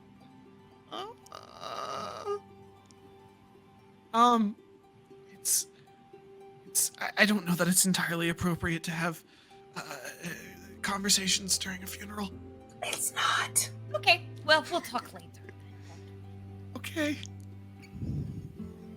You watch as through the center aisle, a elf that you all recognize walks up. Zeerus Amberfall, a member of the Moonlit Grove, one of the shepherds, walks forward. And you watch as a large group of druids arrive. And they all begin chanting and whispering and hold their arms up in the air. And sprouting on sides of the audience, you see trees are beginning to grow. And lush vines are wrapping their way around them. And you see as this large plot of land right in the center where you guys are all seated begins to sprout with plants. And you watch as each member of this grove steps forward and plants a seed representing a memory or a quality of Marvian. And as the seeds germinate, as they're casting this spell and grows into this beautiful garden, basically a living testament to the beauty of Marvian's spirit, a large stone is created that says Ashford's Arrest and placed right in the center. When they're finished, they've created a large and holy spot of remembrance, a garden that one can walk through, forgetting that you are in a guild hall and sit near a small pond and simply enjoy the tranquility here. Zeerus turns to the audience and begins telling a story about Marvian. And it's simple and short, but it really speaks to the kindness that Marvian brought. And while he is talking, you all have another moment to speak with each other. I'm just gonna lean over to Pepper and say, "So, do we like know how he died?" No, I haven't lived here in a minute, so I have no idea. Okay. You're I like haven't heard anything. Zeerus, you're like the undercover one. I thought you would know. Yeah, but I also don't usually know a whole lot. This is true. Well, you said this. Not It's like, yeah, you're gonna hold that against me, I know.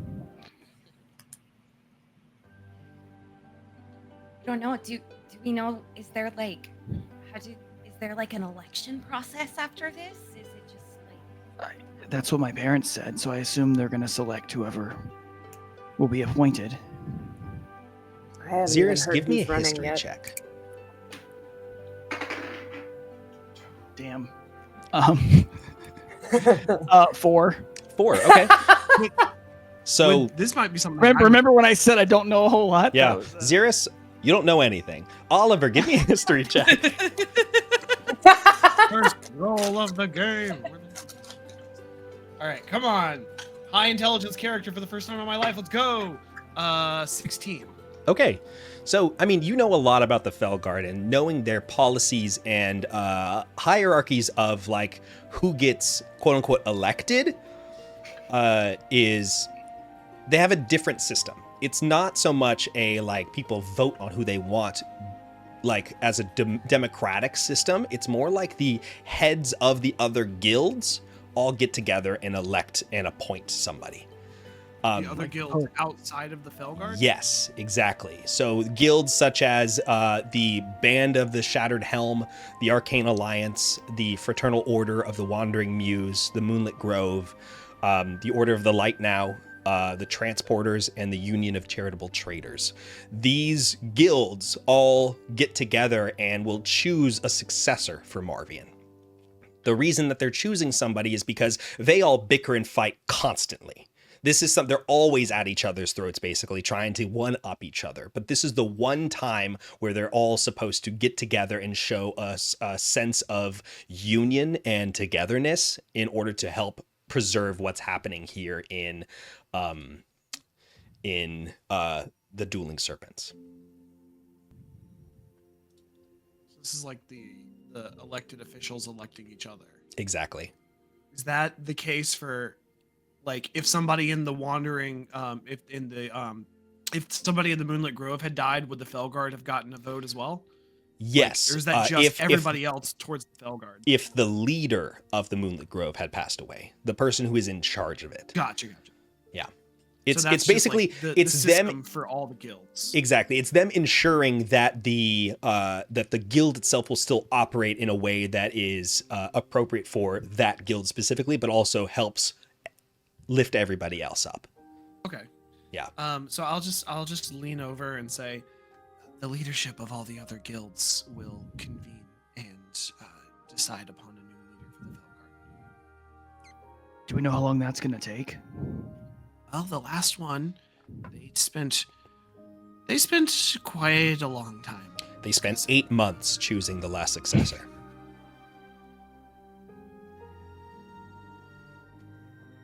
It will probably be some time until the Fellguard has new leadership. Is that going to mean that there's going to be issues until that time happens? Oh no, I'm sure that Marvian has, instructions, underlings that would take over his duties, in a sort of a stand-in interim sense. So the guild should be able to still more or less run, hopefully. That usually happens, I think.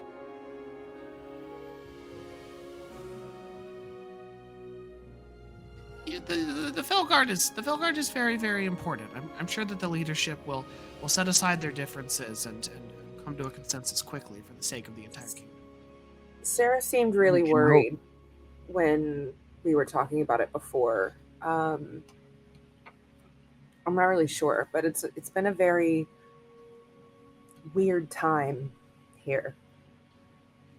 Well, it is the one of the only times in the government structure of the Fellguard where the members of the Fellguard have a decision that both directly impacts them and that they have no control over. It's understandable for high-ranking membership to be apprehensive. These large changes would affect them probably more so than the lower-level members, such as you guys. Ah, yes. Us just low-level members. Unlike you, Olyver. Star of the group. Pepper, not now. I didn't say anything. Yeah, well, you're starting to. Just now is not the time. We can talk about it after. I just want to talk about something. I mean, we could talk about it at the breakfast hut, but I guess that can't happen anymore. Yeah, no, that can't happen anymore, Sarah. Let's just pay attention to the funeral, okay? That's why we're here. I feel like my eyes are gonna kind of like trace around the room and just like, I don't know, not like looking for anything suspicious, but at the same time, like just trying to study how everyone else is reacting to. Sure. Yeah, absolutely. Give me a perception check. 16. 16. Okay. I mean, from looking around, you can really only gauge anyone who is on your level or back. Seeing the back of their heads, you can't really glean too much. But looking at the crowd, you can see that there's a good number of people that are here. You can spy immediately Sarah Delnice, the current champion of the Fellguard. To her left, you can see Zan Dorvar, who is another champion, as well as Kralziash Phazire, who is another champion. This is a Dragonborn. They look like they are carrying the power and the stature of the Fellguard on their shoulders right now and are trying very, very hard to maintain integrity in this sad moment. Because champions are very close with whoever is the current leader of the Fellguard, them specifically. And so seeing them like this, they definitely, it is clear that they are trying to put on a show. Not in a dark way, but in a I'm trying to show that I'm strong way. Could I just quickly take a little glance around the room and see if there's any large men or elven women with very well-kempt ponytails that I need to keep an eye out for? Sure. Give me a perception check. 7? 7. I mean, you don't see anybody who stands out. There's a large crowd of people around here. Okay, No one's standing cool. off on the sides. I'll say that. Everyone who is here is seated. That's good. That's good. There's an announcement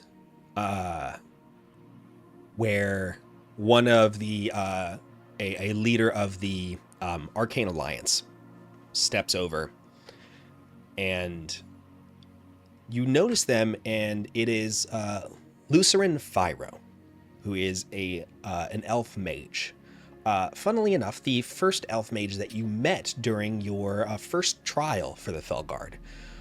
It seems he has moved up in stature at the Arcane Alliance. He makes an announcement, gesturing over towards one of the dining halls of the Fellguard Guild Hall, and offers everyone to go, please take a seat, or head over, grab some food, grab some drink. They're going to be preparing for the dinner that is going to be happening, / wake. Basically, they're going to be doing a viewing in which people can go visit Marvian from a respectable distance, but also in the secondary space have food available. At this point, everyone begins to stand up and start heading towards the other hall. As you do, Pepper, where do you go?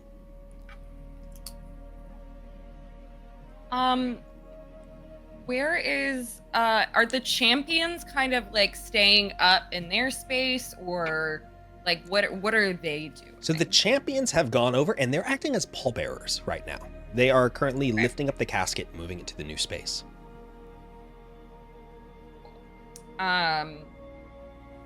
Then I guess I'll just chill with this group Okay. for a second. I'll keep the tension going. And so we've moved on from the funeral itself to like the reception afterwards, essentially. Oh, Yeah, in a way. are we like moving through the crowd at all? You can. In a way? The crowd is Okay. currently moving towards the other space, leaving you alone in I the wanna- chairs. I want to like grab Oliver's shoulder and like pull him back and Okay. talk directly to him, away from the others as Okay. best as I can. Voxi and Pepper, you continue on a bit forward. Oliver, I'm not great at this, but at one point you definitely helped me. So I'm going to attempt to, I don't know, help you, I guess. You're not acting like yourself. I can tell something's wrong. I just, if you don't have to say anything to me right now, if you don't want to, but if you ever want to talk about it, I'm here. I sincerely appreciate that, Zeerus. That is the kindest thing that I have heard from another person in several months. I do have concerns that if I did talk with you, you would no longer want me to talk with you. So I'm going to, as politely as I can, decline. I think that I think that it's probably for the best if I left. Like left completely. Like we just all got together. Like, I feel like that seems kind of silly. There is a great deal of things that feel very silly right now. Oh. I know that I know that the other two kind of joined us a little later. And I am sure that I will come up in conversation, and you will understand what's. I don't want to be here right now. When you say that, you hear a voice behind you that goes, Oliver? And you turn around and you see Barum, the intern who works with the scribes. Oh, okay. This long brown-haired lad walks up and goes, Oliver, I didn't see you earlier. How are you? Hi, Barum. I'm really good. How are you? Are you still interning with the scribes? Yeah, actually, he points into the room, and you see that in the back, the orc, Nesh, the scribe who you worked with a lot in season 1, is currently chatting with, you can see the Furbolg researcher, Uralen, Nightstar. And he is chatting up a storm. Seems like Nesh is very into this conversation. He goes, yeah, Nesh and I, we actually have a table. Do you want to join us? Wow, that's. I like look at Zeerus and everybody else as they walk off. Just go. Okay. Go. Yeah. All right. Yeah. I'm gonna Yeah. pat Sure. him on the back. He, you begin walking, he goes, I heard about your book. Very, very cool stuff. It's incredibly well written too, if I may say. Thank you. There are many books. I'm just one more leaf in a sea of trees. Well, it's a very pretty leaf. I really enjoyed it. It was very, very well done. Come on, let's go sit down. You can say hi to Nesh. Okay. He leads you into the crowd. Pepper and Voxi, what are the two of you up to? I am walking, just trying to follow Sarah and be as polite and, collected as possible. And I'm just trying to, be the picture of what a champion would look like. Mm-hmm. Trying to kind of copy Sarah a little bit. Sure. She is looks absolutely respectable in her. She's got sort of like a fancier armor that she is wearing, cut to be both function and form in this sense. She doesn't obviously have any weapons on her, but she very much looks the part of a champion. Yes. And I find myself kind of mirroring her posture and actions, and trying to be very similar. Not really noticing Pepper next to me. Voxi,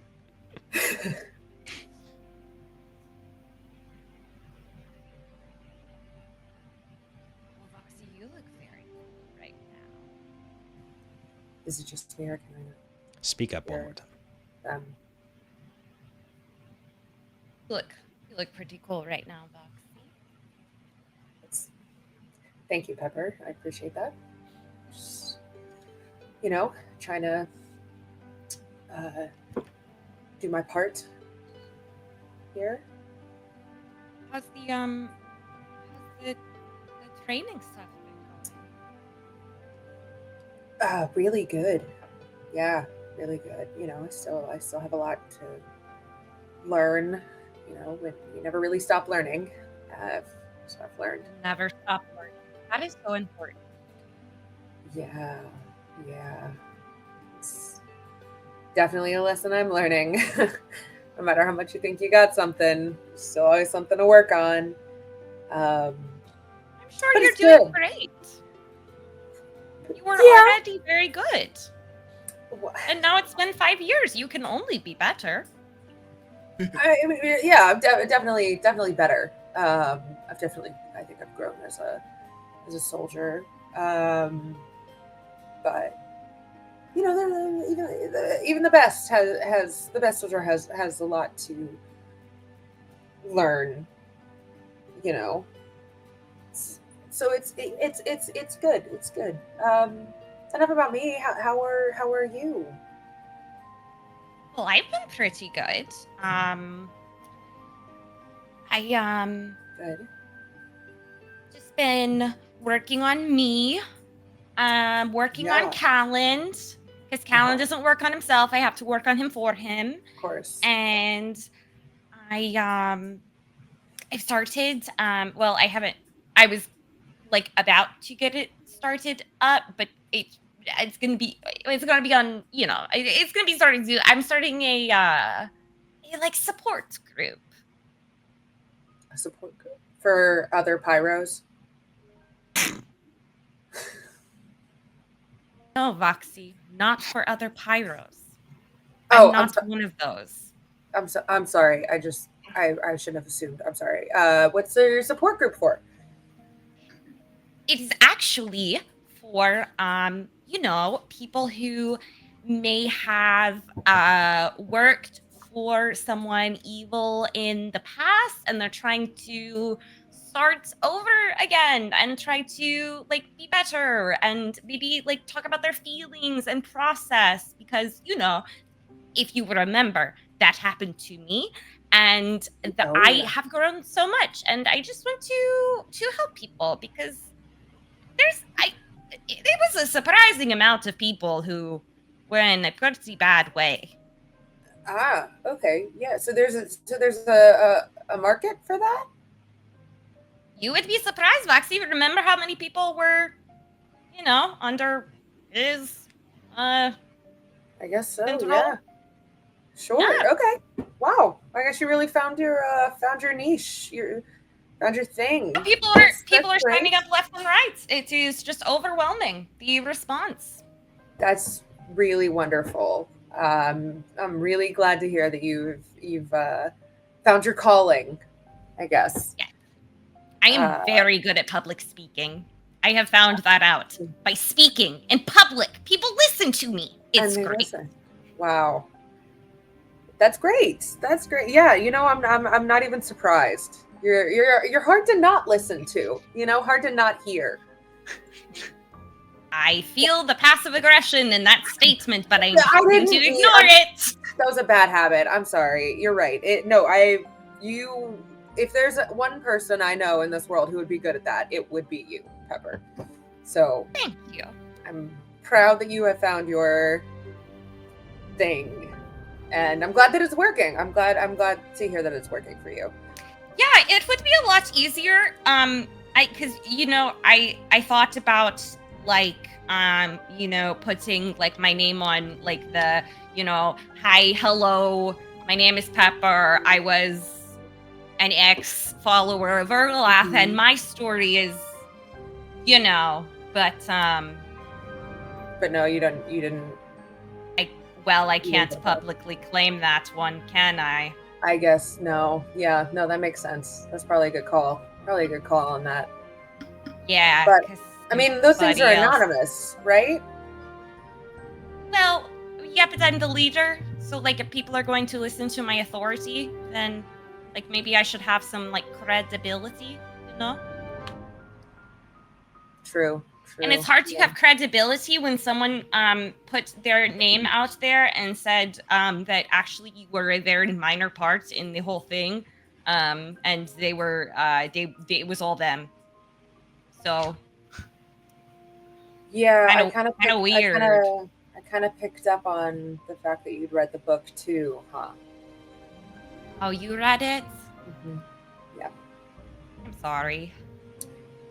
I'm sorry too. I mean, it's we all kind of got the short stick on that one for the history books, I guess. Doesn't make sense. I thought I don't know. Yeah. Doesn't feel like something Oliver would do. But it's been 5 years, and I guess he is a different person. And while I have continued to grow and become better, he just got worse, and that is hard to say. Maybe he needs a support group. Maybe he needs a underachieving short king support group. I don't know. Voxi, are you asking me to fix Oliver? Because I'm very good at fixing people. No, Pepper, it's not what I'm saying. I mean, you would. I have heard you, and I have chosen to stop listening to the rest of what you are saying. All right. On that note, we zoom away from Pepper and Voxi and are in the guild hall. Zeerus, you are standing near your parents, who are currently chatting up what looks to be a centaur, who is wearing a nice outfit that covers the human part of them, with a nice sort of cloak that's covering up the rest of them. This is Thane Hollowrock. This is the leader of the Guild Knights. And as Thane is speaking to Cassius and Eldani, they are having a conversation about just, general things, just things about going around the castle, preparing security for the event and things like that. And you feel a tap on your shoulder.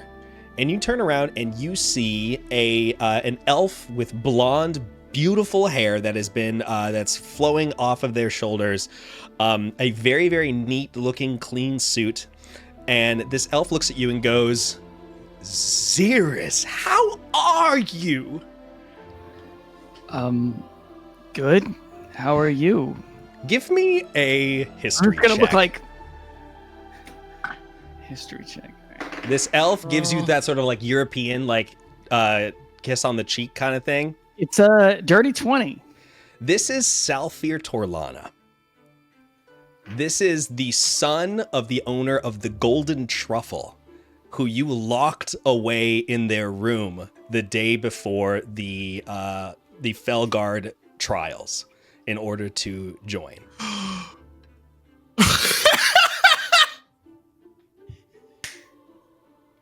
And then he stole all of our weapons and Yes. No. Yes. This is that guy. Oh my god. Okay. Oh. Oh shit. Okay. I just like how I feel like Zeerus's reaction to remembering who it is would just be like a very slow I know him. How do I know him?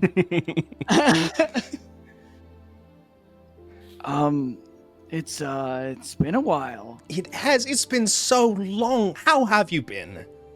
I'm good. I'm just been spending a lot of time with my parents. So. Oh, fun. Do you still live at home?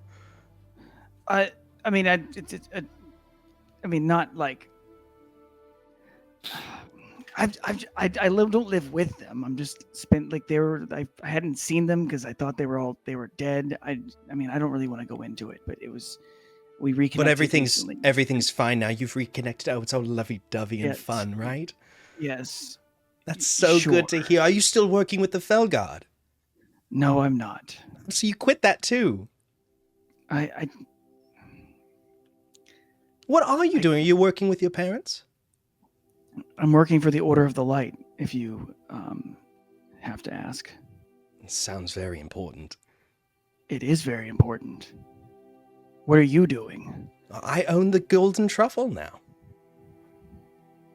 Yes, when Father passed away, oh dear, bless his heart, I took over the business, and now it's absolutely booming.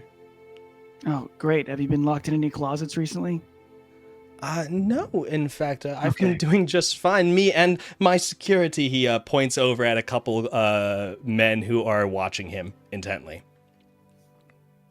Oh, okay. Because you can't defend yourself. You need to bring people with you. I just really wanted to say hi and just tell you that no hard Did feelings. you? Did I okay. understand. I could have been probably I'm catching rude a different in the past. vibe. Yes. And I wanted to apologize because I think that Oh. everything happened the way it was supposed to. You Apology heard. work for your parents and are doing fun stuff, and I own a very successful inn. I don't work for my parents. That's sweet. I love that you help out around the house.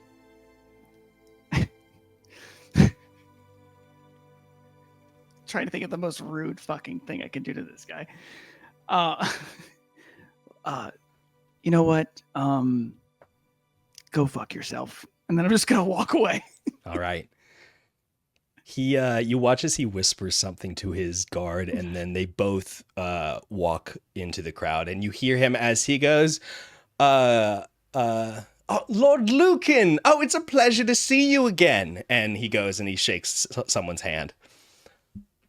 Olyver, you are currently talking with Nesh and a couple other of the people in the scribes, and you hear a voice that pops up next to you, and Barum looks over, and a big wide smile comes across Barum's face, and Barum goes, "Roland, how are you?" And you watch as a tiny little dwarf comes walking over and goes, "Barum, it's a pleasure to see you. Olyver?" Hello, Roland. It's so... Wow, look at you! He Yes, kind of gives hello. you the size up. Roland is currently dressed in a very fancy looking robe, and you can see that attached to his belt is a very, very regal and beautiful looking sword. Have a nice sword. Thank you. It was actually a gift, and he pulls it out of the sheath and holds it up to you. You can see that this is a beautifully made blade. It's a very intricate filigree around the handle itself, and you can see that there are gems that are inlaid on it. This is not a sword for fighting. This is definitely a gift of some kind. And as he looks at it, he goes, "Yep, this was gifted to me by the Lord of Summerhill. It's a very, very beautiful weapon. It's mostly just for stature. I just want to make sure that everyone understands that they're speaking to a baron." No, this is Barum. Barum goes, "I think he said baron." Oh, well, I'm glad that you have found something to help with your stature. Thank you. That means a lot, Olyver. And how have you been? I mean, your book came out. I didn't read all of it, but I skimmed through it. It seemed very fun. Barum at this point steps in and goes, "It was actually really well written. If you maybe read more than just the cliff notes, you'd probably really enjoy it." Thank you, Barum. Everyone's entitled to their own literary opinions, even the exceedingly foolish. Oh, well, I don't have that much time to read. I spend a lot of it working with the wolves, trying to make sure that our fighting force is still up and running. Are you still working with the Fellguard? I haven't seen your name pop up in a while. No, I've been other ventures. Like what? Well, when you write a book, you can't just write the book and be done. You have to go on book tours and read it to people, and so you've have given them up listen fighting while you read it. Oh, you can't hang up the old javelin now. You've got so much to do. It's not a javelin; it's a spear. What's the difference? I'm joking. I know a javelin's shorter. Barum looks exceedingly not necessarily uncomfortable. Roland, I think that I heard my good friend that I haven't seen in a very long time. and he wants to talk to me. And so I think that you should leave so that he can do that. All right. Well, I'm gonna go hit up the buffet. I think too. I'll be back here in a second. All right. He goes and he wanders off. Nesh, looking at like the two of you, to- goes, "What a jackass!" Yes, that is an apt assessment. I do apologize that my presence has brought him into your presence. I'm more than willing to leave so that when he comes back, he won't have any reason to walk over here. It's all right. You know what I heard? When he was working closely with the Fellguard, he would offer money to some of the scribes to get bounties early. I knew that tracks. Yeah, that makes sense. Was that an option? Well, it's frowned upon, I'll say that, but Okay, good. That's if I caught a scribe doing Yeah, it, he looks that over makes at sense. Barum, and Barum goes, I never, I swear. He goes, I know, I'm just saying, if I caught anybody ever doing it, I would have fired him on the spot. Well, I sincerely hope that what he's doing is both something that makes him happy and something that keeps him away from me in the future. Cheers to that. He goes and he keeps talking. Actually, and at this point, I would love a drink. Yeah, you walk over to the I bar. just- You pass by a red-tailed hawk, Aarakocra, who is wearing a beautiful blue and gold suit, who takes a large drink and takes a sip and cheers the bartender and walks past. Jonathan, hello. This is actually Key, who is a member of the Locator Guild. Good morning, Master Key. He gives you a nod. You'll have to pardon my breach in decorum, and then I just grab a drink and down it immediately. It's at this point Pepper walks up. I start coughing. Oh no, I would like genuinely try to like help him recover from choking. Ugh. You okay? Um, Good? Well, that's an adjective that hasn't been described to me in a while, but yeah, I'm okay. Hey, the wording on what you just said makes me believe that is not the case. You know what? You know what you and I are going to do? You What- just what- spat out most of your drink, so I'm going to get you another one, and I'm going to get me a drink, and then we're going to go outside and we're going to talk. That's okay. Hey, don't act like I'm going to suddenly attack you, Oliver. Or would I? I'm not going to. We're not going to fight. Statistically speaking, it's unlikely. So the two of you cross the room, passing by a couple more people. You see Cassius and Ildani, Zeerus's parents, who are currently chatting up with with Thane Hollowrock. You see Urlin Nightstar, the Furbolg researcher. You also spy them talking with Calcoran Glitterblock and Takash Durasar, who are the Watchers for the Guild. They have a very specific job. The Watchers for the Guild are in charge of tracking dragons. They keep tabs on the dragons that are active within the dueling serpents. And as they are talking with each other, I know, right? The problem is I can't read my own handwriting sometimes, so that's super fun. Did you say Duracell? Yes. Calcoran Glitterblock and Takash Dursiar. That's the names. Okay.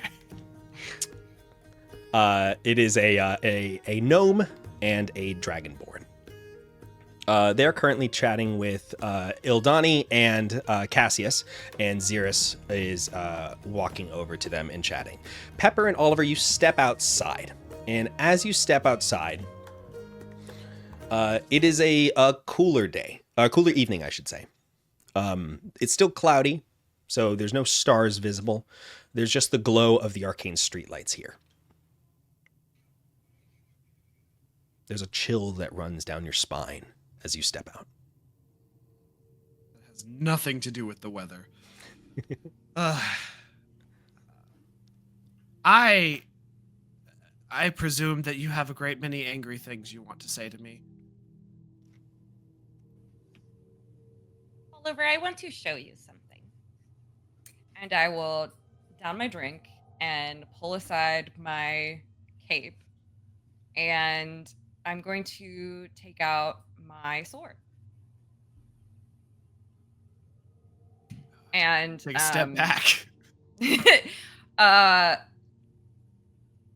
You would know. You have never seen Pepper use a sword. The last time you saw Pepper, they probably couldn't have held a sword. That is a fine blade that you are holding very close to my face. Well,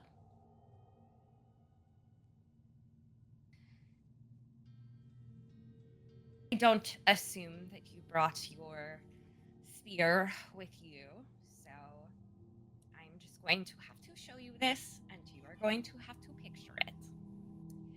And Pepper will start doing these, just kind of like practice, like going through like different stances and movements. And as you watch, Oliver, you notice that these are from your textbooks. These are things that you taught Pepper.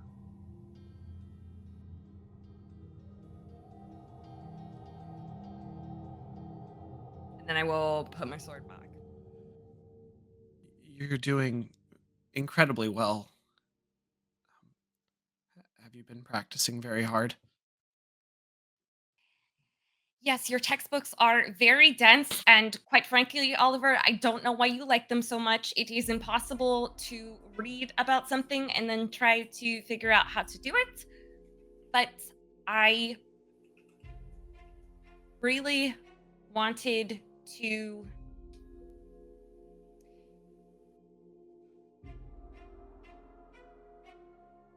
I don't know, every time I got stuck and wanted to give up, I thought about how cool it would be if, when I saw you again, that, not as good as you, but I could do the whole single weapon thing too.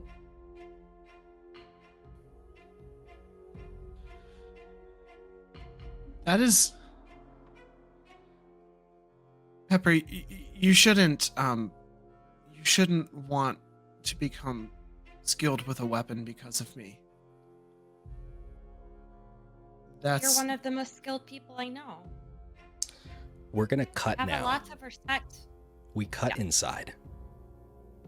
Zeerus, you're chatting with your parents and Thane. And suddenly, a smell hits you.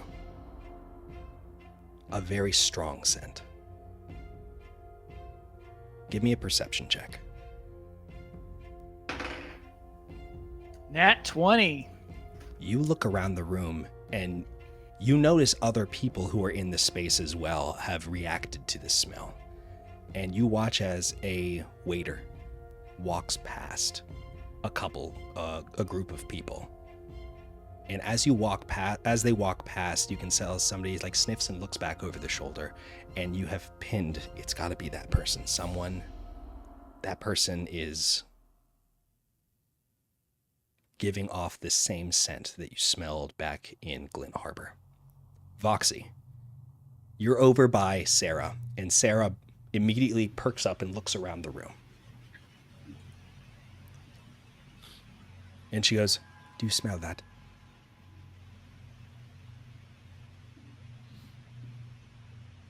What is that? Give me That was the smell. give me a perception check.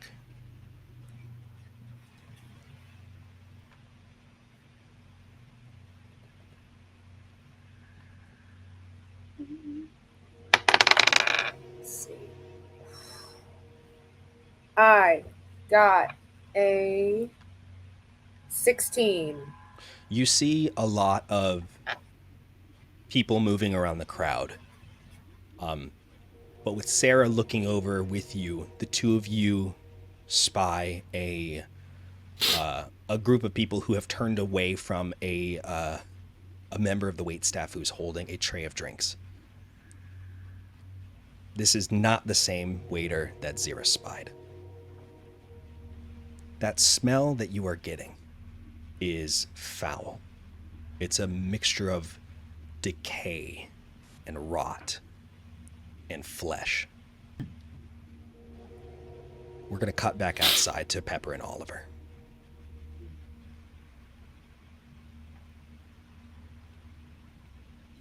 You are, Pepper, you're very good with the sword. There is a part of me that wishes that you had picked up a spear, but you are still very good with your sword. I could not hold the spear. I could hold the sword. That's entirely fair. If you, I wanted to. Your wrist is not quite. You should lift your wrist a little higher. Okay, Olyver, the sword was like that whole thing was like a segue into hoping that you would maybe like, I know why it's awkward, and you know that I know why it's awkward, and I know that you know that I know that it's awkward, and I just would like it. I would like an explanation, please, because I was really excited to read your book, and it sucked, Olyver. That really sucked to read.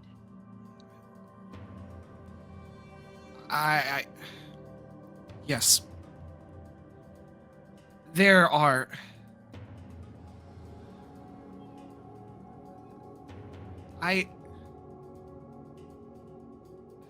Pepper, I should have never written the book.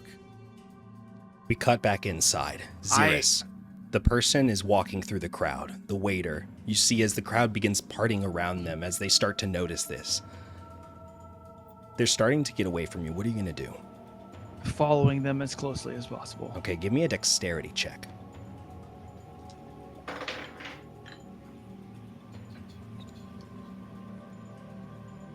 Dirty 20. Okay, you begin walking forward and looping around the room. You watch as this person walks over, and because you are paying such close attention to them, you watch as they suddenly make eye contact with another waiter. Voxi, on the other side of the room, you notice this as well. These two waiters are looking straight at each other, and they give a very slight but very noticeable nod. Can I make eye contact with Voxi? Do I see Voxi? I was going to ask the same thing. Give me a perception check. Both of us? Just Zeerus. Damn, dirty 20. Okay, yeah, you see as Voxi immediately, as if falling into a comfortable sense of teamwork.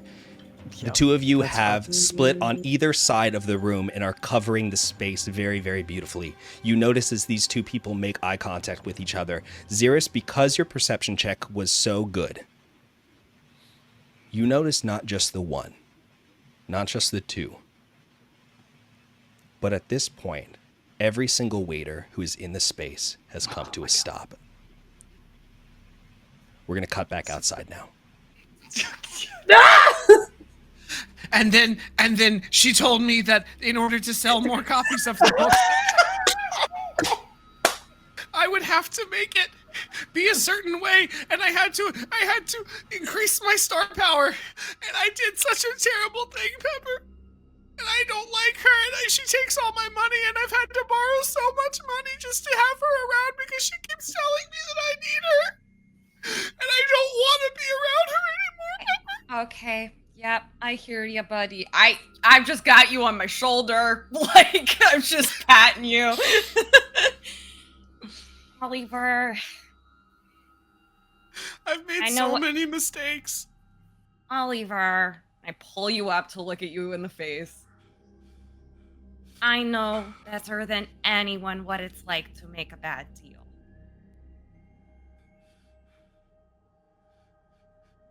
She's gonna find me. And I don't think I'm gonna be able to tell her to go away. Well, surprise, Oliver, because you just got your most persuasive friend back. I would very much like to hug you.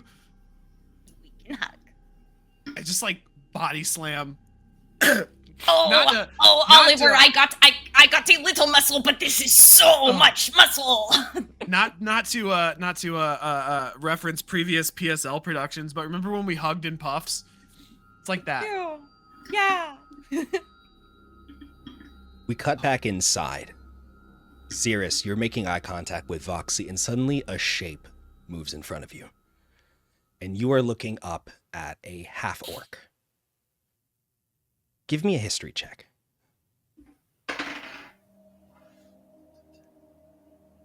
10. This person in front of you is recognizable, but you're not sure from where. This half-orc, a tall stature, very, very buff and broad shoulders, looks in great shape.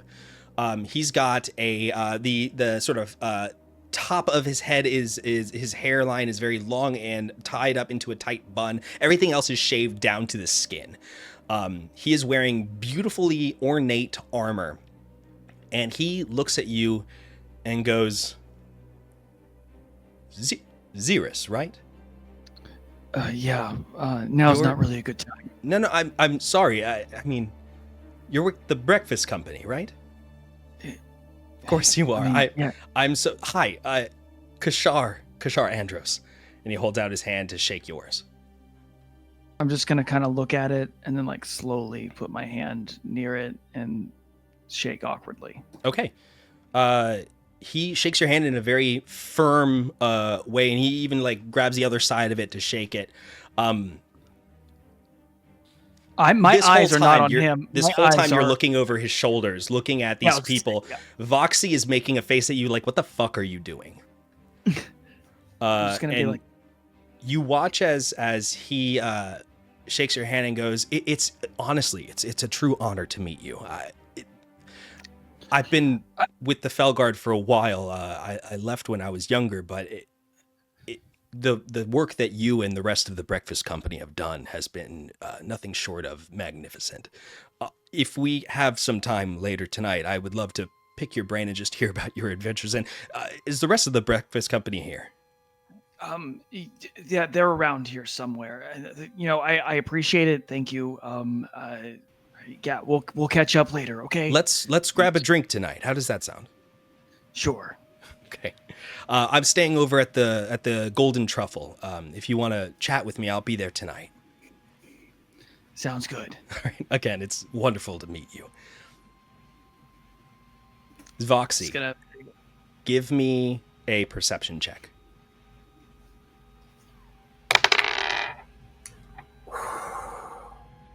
21. Zeerus is currently tied up with this orc who's speaking with him. And you can tell that the waitstaff have all started to move. They are moving into different spots throughout the crowd. And you watch as one by one, they reach into their sleeve and grab something.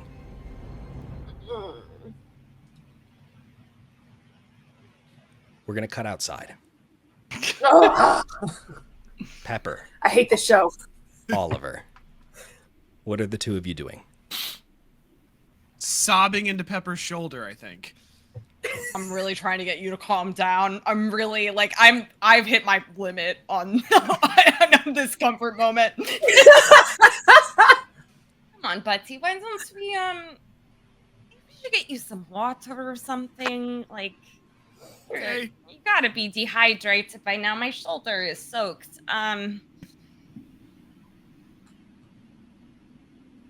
Pepper. Yeah, let's go inside and get some water. Oliver. The two of you, as you are chatting, you suddenly hear a noise. It rises slightly, and you're not sure where it's coming from until you realize that it's not the wind. It's coming from inside. inside the guild hall, you can hear screaming. Yeah. We cut back inside the guild hall. Zeerus and Voxi, from your perspective, you watch as waiter after waiter reaches in, pulls out a scroll, and unfurls it in front of them. They begin reciting some kind of arcane script, and the two of you take off, running towards the nearest person that you can. Can I have the two of you? Are you gonna interfere here, or are you going to try to, like, what's your plan? Absolutely. I understand absolutely. What are you gonna do though? What's your plan? Yes.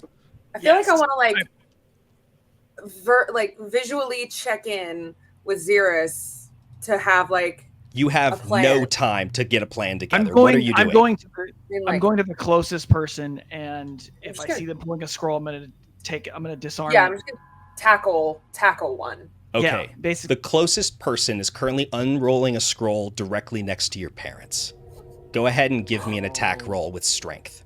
God damn it. Jordan, you remember last season when you said I'm not going to kill anyone's parents?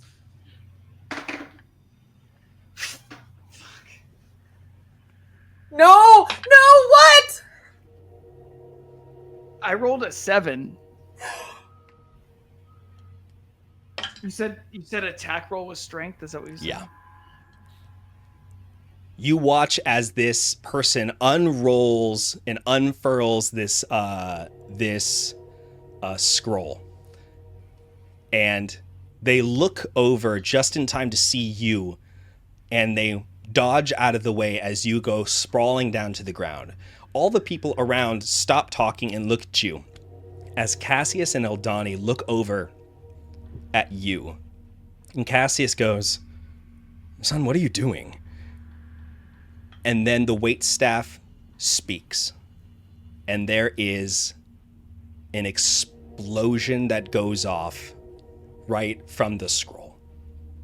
The explosion is of a toxic yellow gas that goes spreading out into the room. And one by one, these gas clouds go off.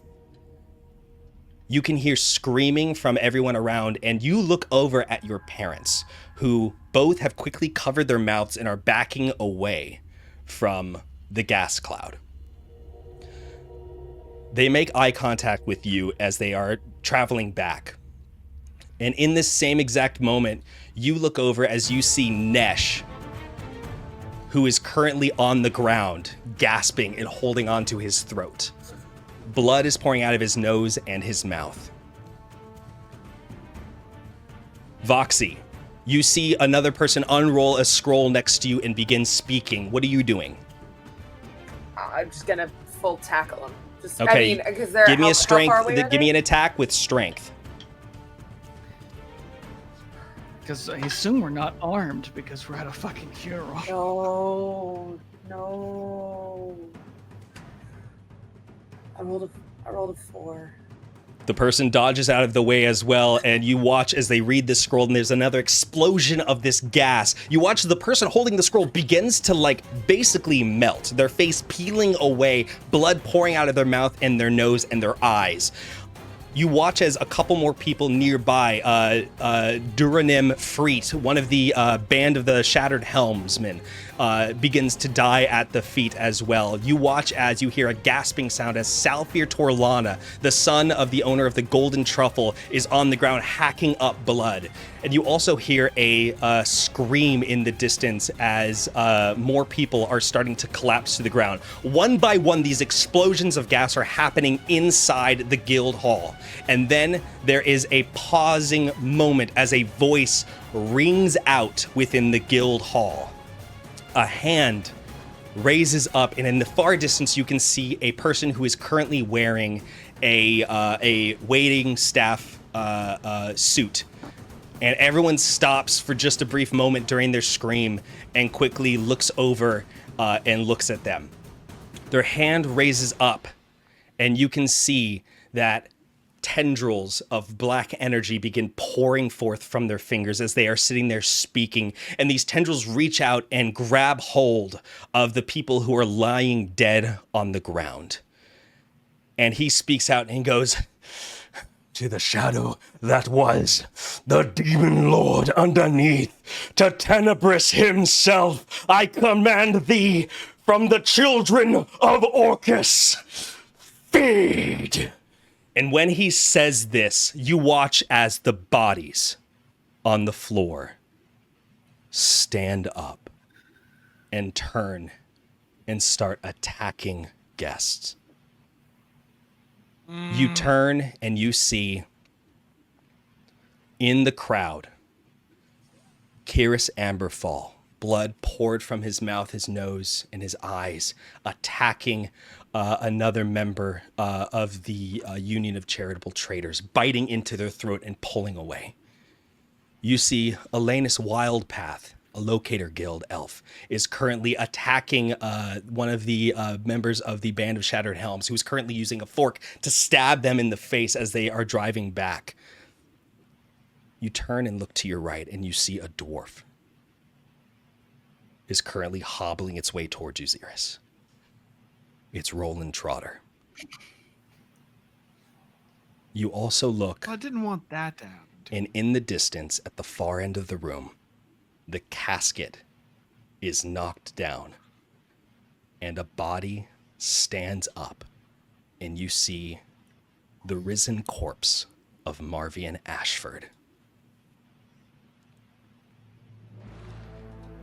And that is where we are going to end episode 1 of the Fellguard, season 2.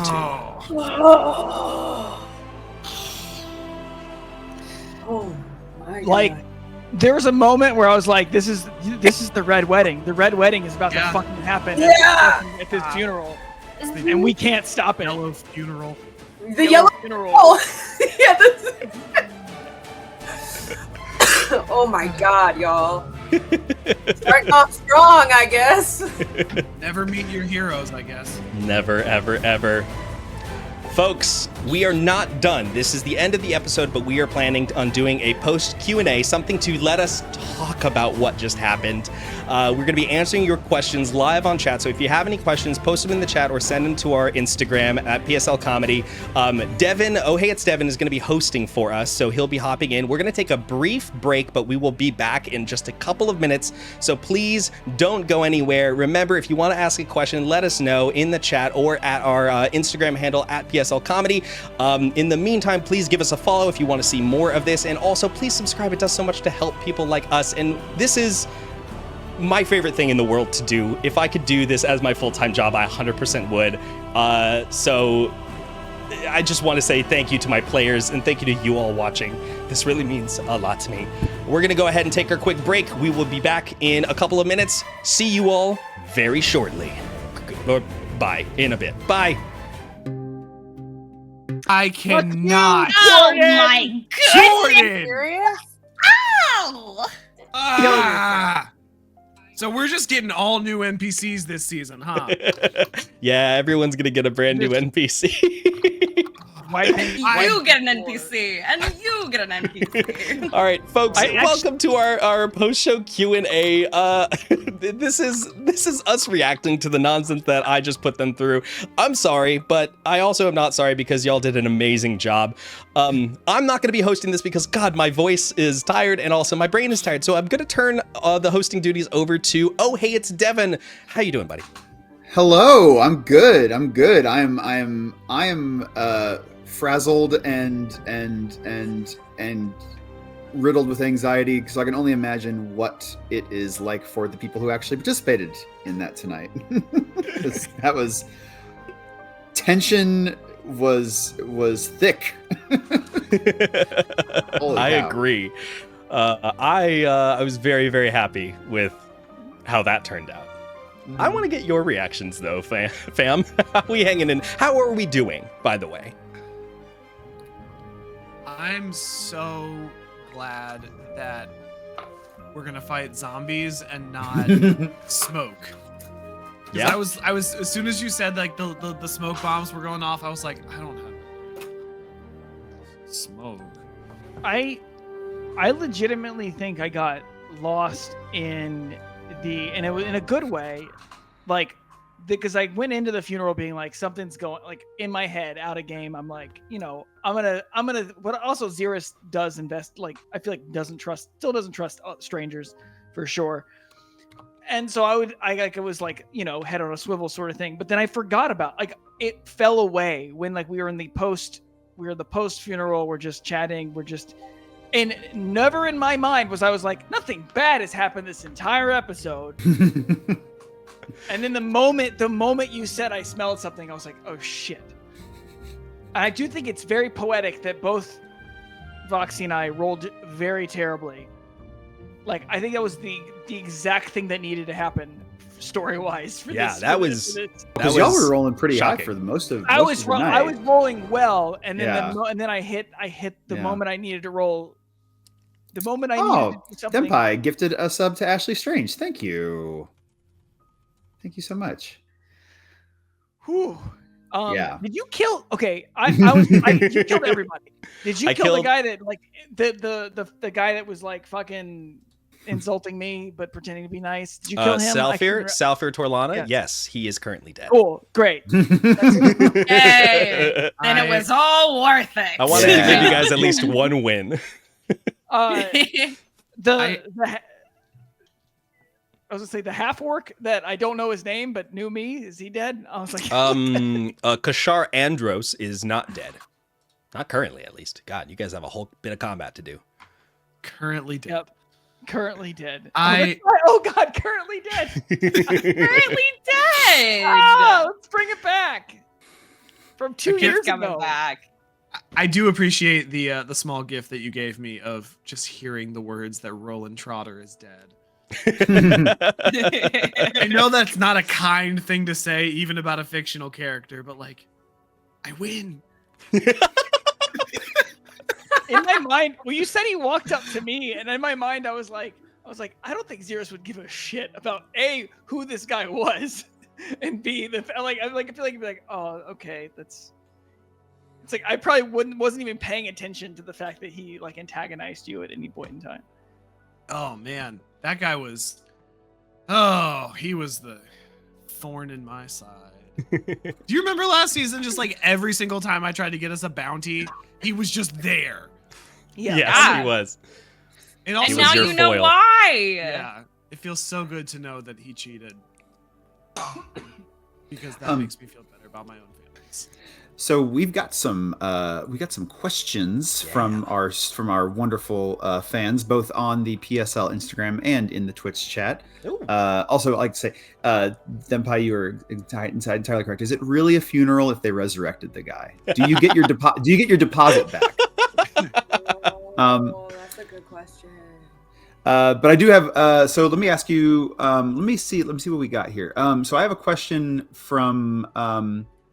the Bretter Man. He had a question. What is your favorite homebrew race and/or class you've ever played with at a table? I have one. Pepper. Yeah. Jace and I were in a game a while ago. That was a Curse of Strahd game. And Matt, the DM who was with us, was very, very kind and generous and let me put together a Frankenstein class, basically. This is a character who was half cyborg and half, like, obviously based on cyborg from DC, which is obviously based on, Frankenstein in general. But because it was like gothic horror, I really wanted to lean into those roots. And so we built up this character that was like half robot, half machine, half person, like that kind of vibe. And he built basically the whole thing up from the ground and let me, like, play around with it. And it was one of my favorite characters I ever got to play. Hell yeah. I loved that character. Mine is in a game that Jordan was also in, but that our friend Zeb DM'd. It was a God's Fall campaign. So we were all like resurrected versions of gods, and my character was a barbarian that was also the god of, like, beasts or animals. So basically what could happen is I could wild shape and rage, and I never want to play a barbarian again because that was the coolest thing that ever happened to me, was being able to be like a giant angry bear. And it was so much fun. I loved it. I was gonna say God's Fall would be my answer as well. It was a podcast that I started listening to, and it became popular enough that they released like a whole world book on Kickstarter and everything. But the premise was that the gods all died. They all killed each other in a big fight, and then they start to reappear in the form of normal people getting superpowers, essentially.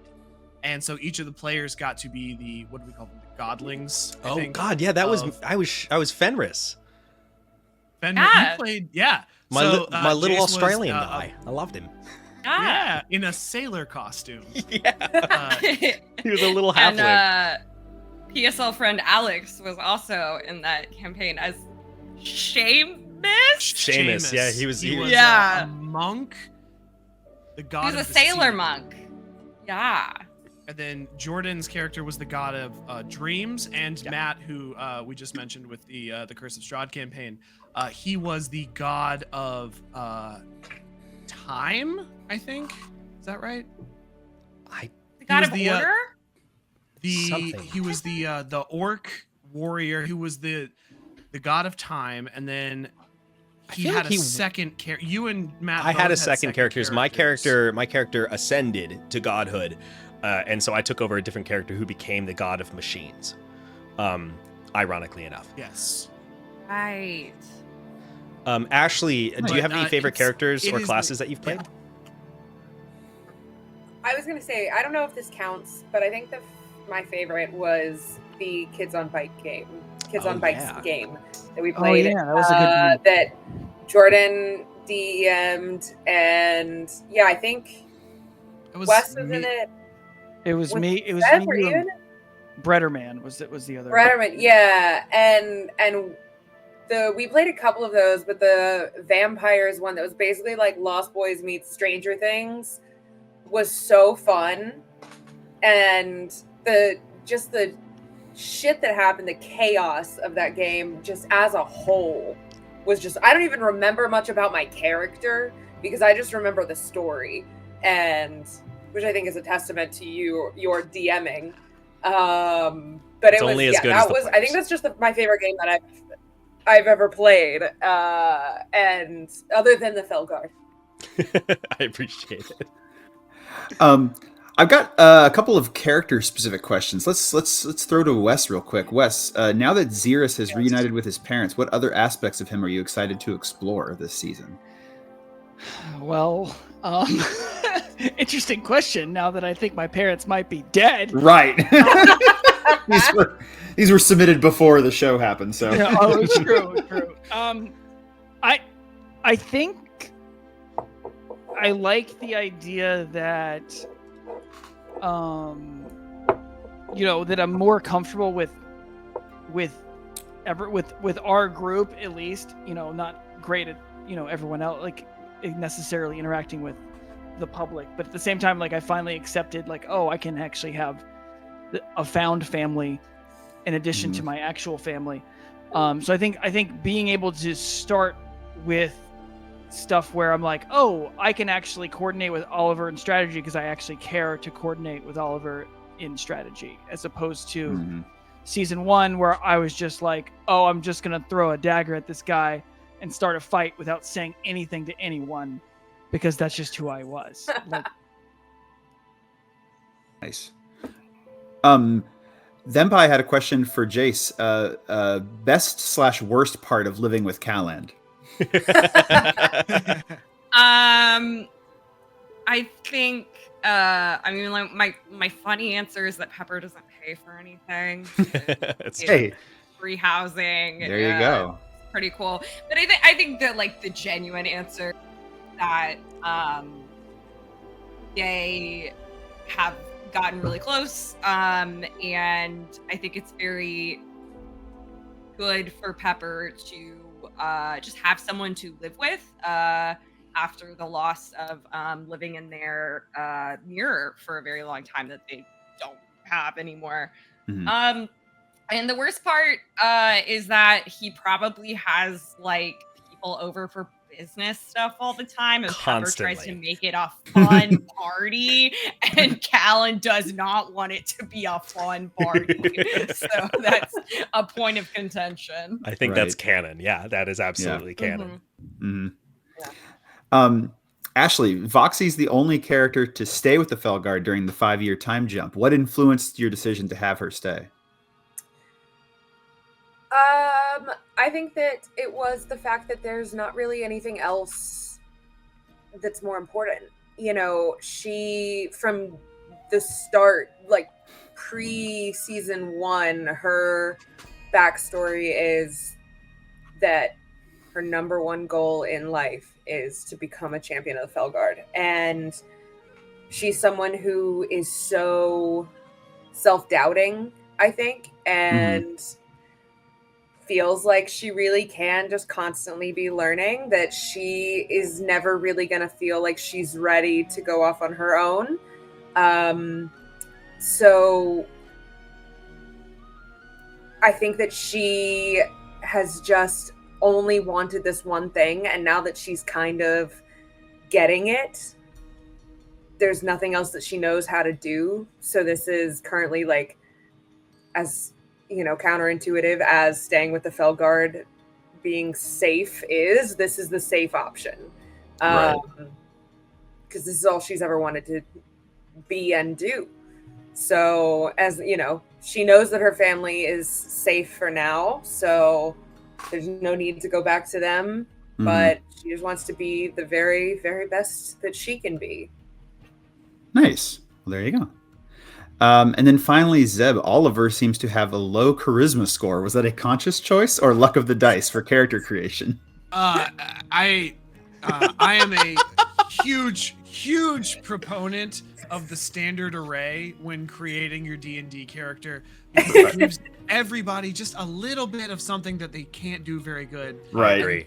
I second that. That's what Olyver can't do very good. There you go. Nice. Yeah, so that was a conscious choice. But the character's utter lack of charisma just came about naturally. There you go. I have a question from Chambers Eclipse on Instagram. Which of you do you think is most like Gollum? Like us as characters, or us as Actually, that'd be a good one. players? Does somebody, yeah, Bessa, does anybody have an answer for as a player or as a character? Well, I will say only one of us began this session by crying over a hunk of metal.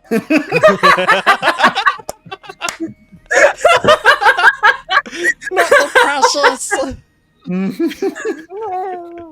I think Zeerus might be most like Gollum in the sense of skittering around, being sneaky, being stealthy, and having kind of his own agenda, while also Especially season 1, yeah. yeah, and and reacting like in the moment on what he wants to do and not what's best for the group during season 1. Yeah. Yeah, I think that's very big Gollum traits.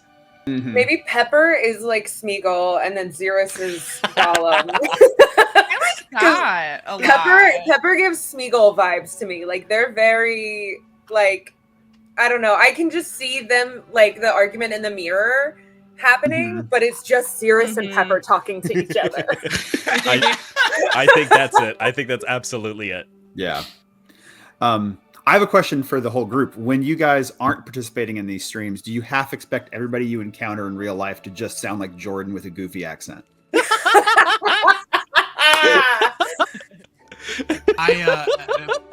Yeah.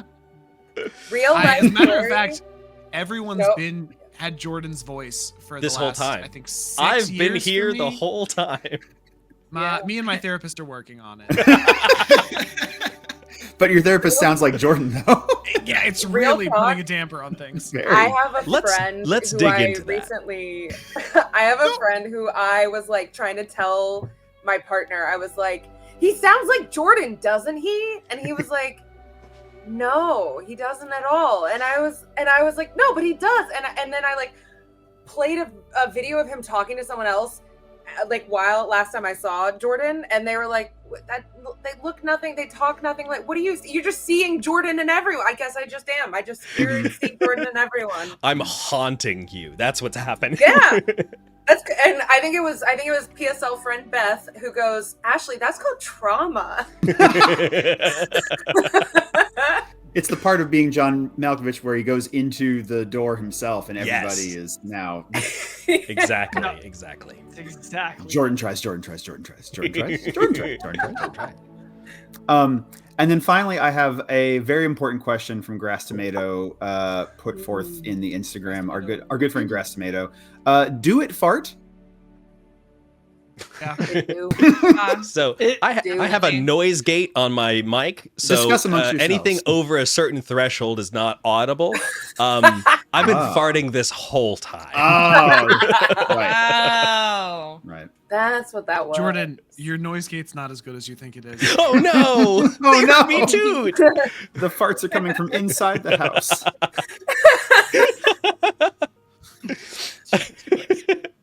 Jace, I have a question for you. It seems like you, like Pepper has made a lot of growth within these like 5 years. Yeah. What was Pepper's first initial reaction to seeing the Breakfast Company again? I think it was like genuine excitement. To like see friends after a long time. I think there's also an element of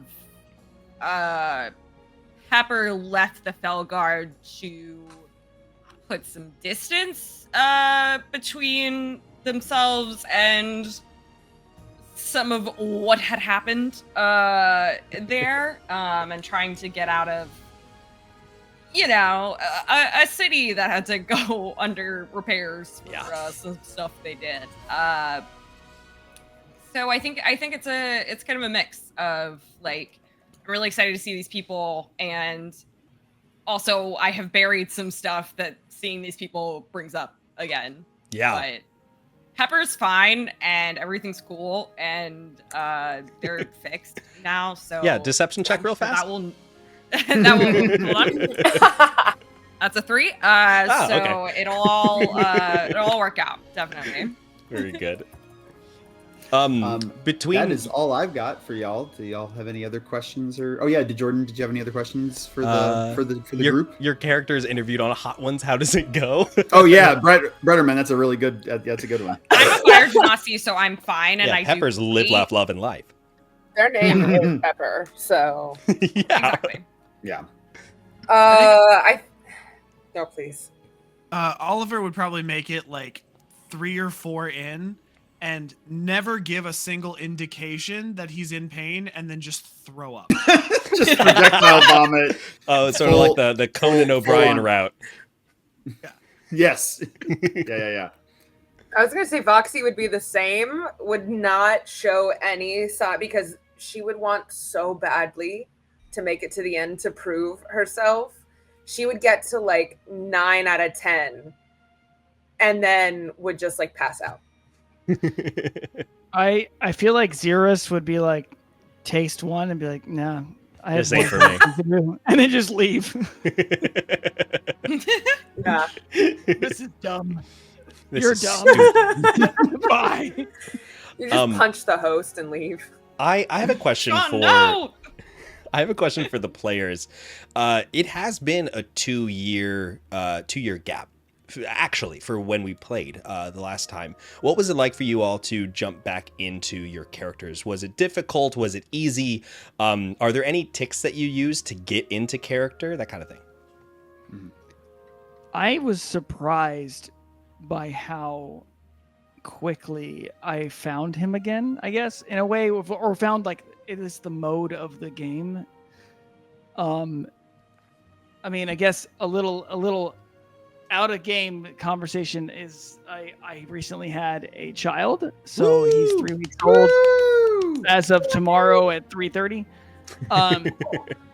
But Mark it's your kind of like, calendars. so my brain's been elsewhere, and then we met before we did this show, and we had a session or like a fun like session 0 kind of let's get back in the game sort of deal. And there was just this moment where I was like, oh, there he is. I didn't know he was still there, and he just popped up again. So, and I can hear him crying. I say I can. You can Aw. hear Zeerus I know crying it- in your head. Noise gate is not that powerful. I'm really finding different like it's very easy for me to jump back into Oliver, but I'm finding that the Oliver of 5 years later is a very different person than OG Oliver. Like for one, I've noticed that I'm just using a slightly lower pitched voice, which I'm sure everyone is very happy about. But Not so up here. yeah. No accidents. No more peeking. Well, some peeking.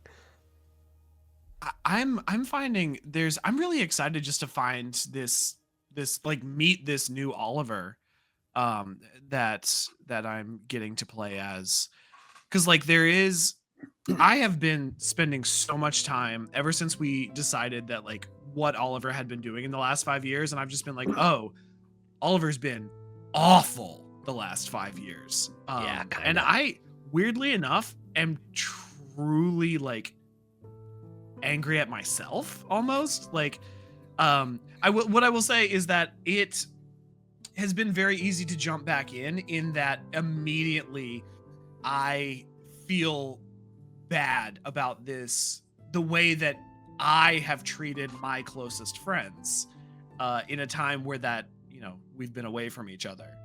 And I'm really interested to see where this goes, because I don't want him to be like, hey, poor little old me, I was so mean to you, but it's not my fault. But he's made some really poor choices. But he got a book deal out of it, so it evens out. Yeah. That's definitely been so lucrative. I made a mistake of having a character whose voice sounds like a lot like my own. So Character voices, And, they're very important. Maybe Voxi develops an accent over the next few weeks. Trauma of losing everyone you know. Pulling a Madonna. Oh no, y'all! What happened? Oh no. Put her back. Oh, Put her no, back. it's She's not already finished happened. cooking yet. I've never heard y'all with a British accent before. Oh no, it's That's a new Adele. experience for me. Oh god. So I mean, look, one, it's. I also found that Voxi was not that far below the surface.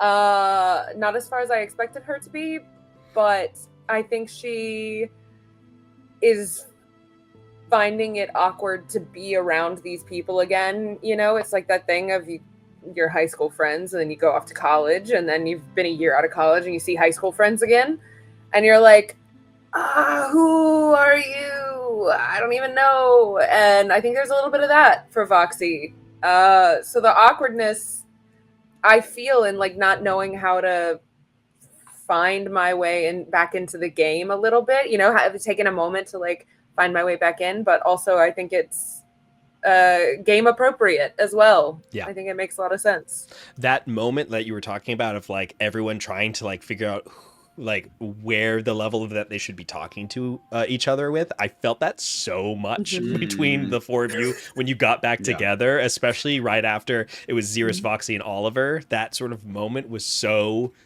real. I really enjoyed it. Yeah, it was like, what do you even talk about? Like, I've been I had that thought four too, other yeah. people since, everyone's lived so many lives in the moments since we've last saw each other. So, Jace, what about you and Pepper? Oh, sorry. I was really nervous because I made this really hyper specific character with a very specific voice, and I was really in my main campaign that I played for 4 years. It just finished. Woo. I Congrats, play by a the way. character that is. Thank you. I play a character that is very not that, like a lot more like Zeerus Voxi kind of style. And so I was like, oh god, like I have to get back into this completely different thing. And I was really freaking out about it actually. And then it kind of just came really easily. The voice I didn't have to practice. My drop-in word is Olyver, and then I have it. And but I in our session 0, the way that it was set up, and the way that I remember even getting Pepper's character in the first place was responding to the rest of the group and coming in with just a very different energy from like what like everybody else was bringing. So I just like remembered that in that moment, and it like triggered me to be like, oh yeah, like that's this character. There's something that's so sweet that is your trigger word being Oliver's name. I do really love it, and I can't wait to see where the two of you, where this like story arc that we've got takes them. Fall in love. I shipped them so I'm far. I was going for Barum. That was my guy. Yeah. I felt it. I felt I'm not that. ready. Yeah. I just have to say that we spent a good long while talking, me and each of the players, before we started this. I really wanted us to tell a story that was worth telling. And as soon as we started, I've been an absolute wreck today. I spent yesterday and the day before panic preparing, and I have been so nervous. I've been literally checking my clock, my watch every couple of minutes and seeing like, oh God, 4 more hours till we do the stream, 3 more hours till we do the stream. I've been so stressed. And just as soon as we started, the level of like calm and comfortableness and like confidence that washed over me role playing with you just absolutely pushed any anxieties away. And I just want to say that I love you four very much, and this is one of my favorite games ever of all time. And it just means a lot to me. So I just want to say thank you for being in this game. You have no idea how excited and happy we are that we get to do this with you. It is. It's a gift. It's a lot of fun to watch too. It is a like, blast to watch this. We've been talking about like a season 2 since like, oh my God, we since the wrapped beginning. season 1. Every couple of months, Yeah. Wes will just post season 2 in our Fellguard chat.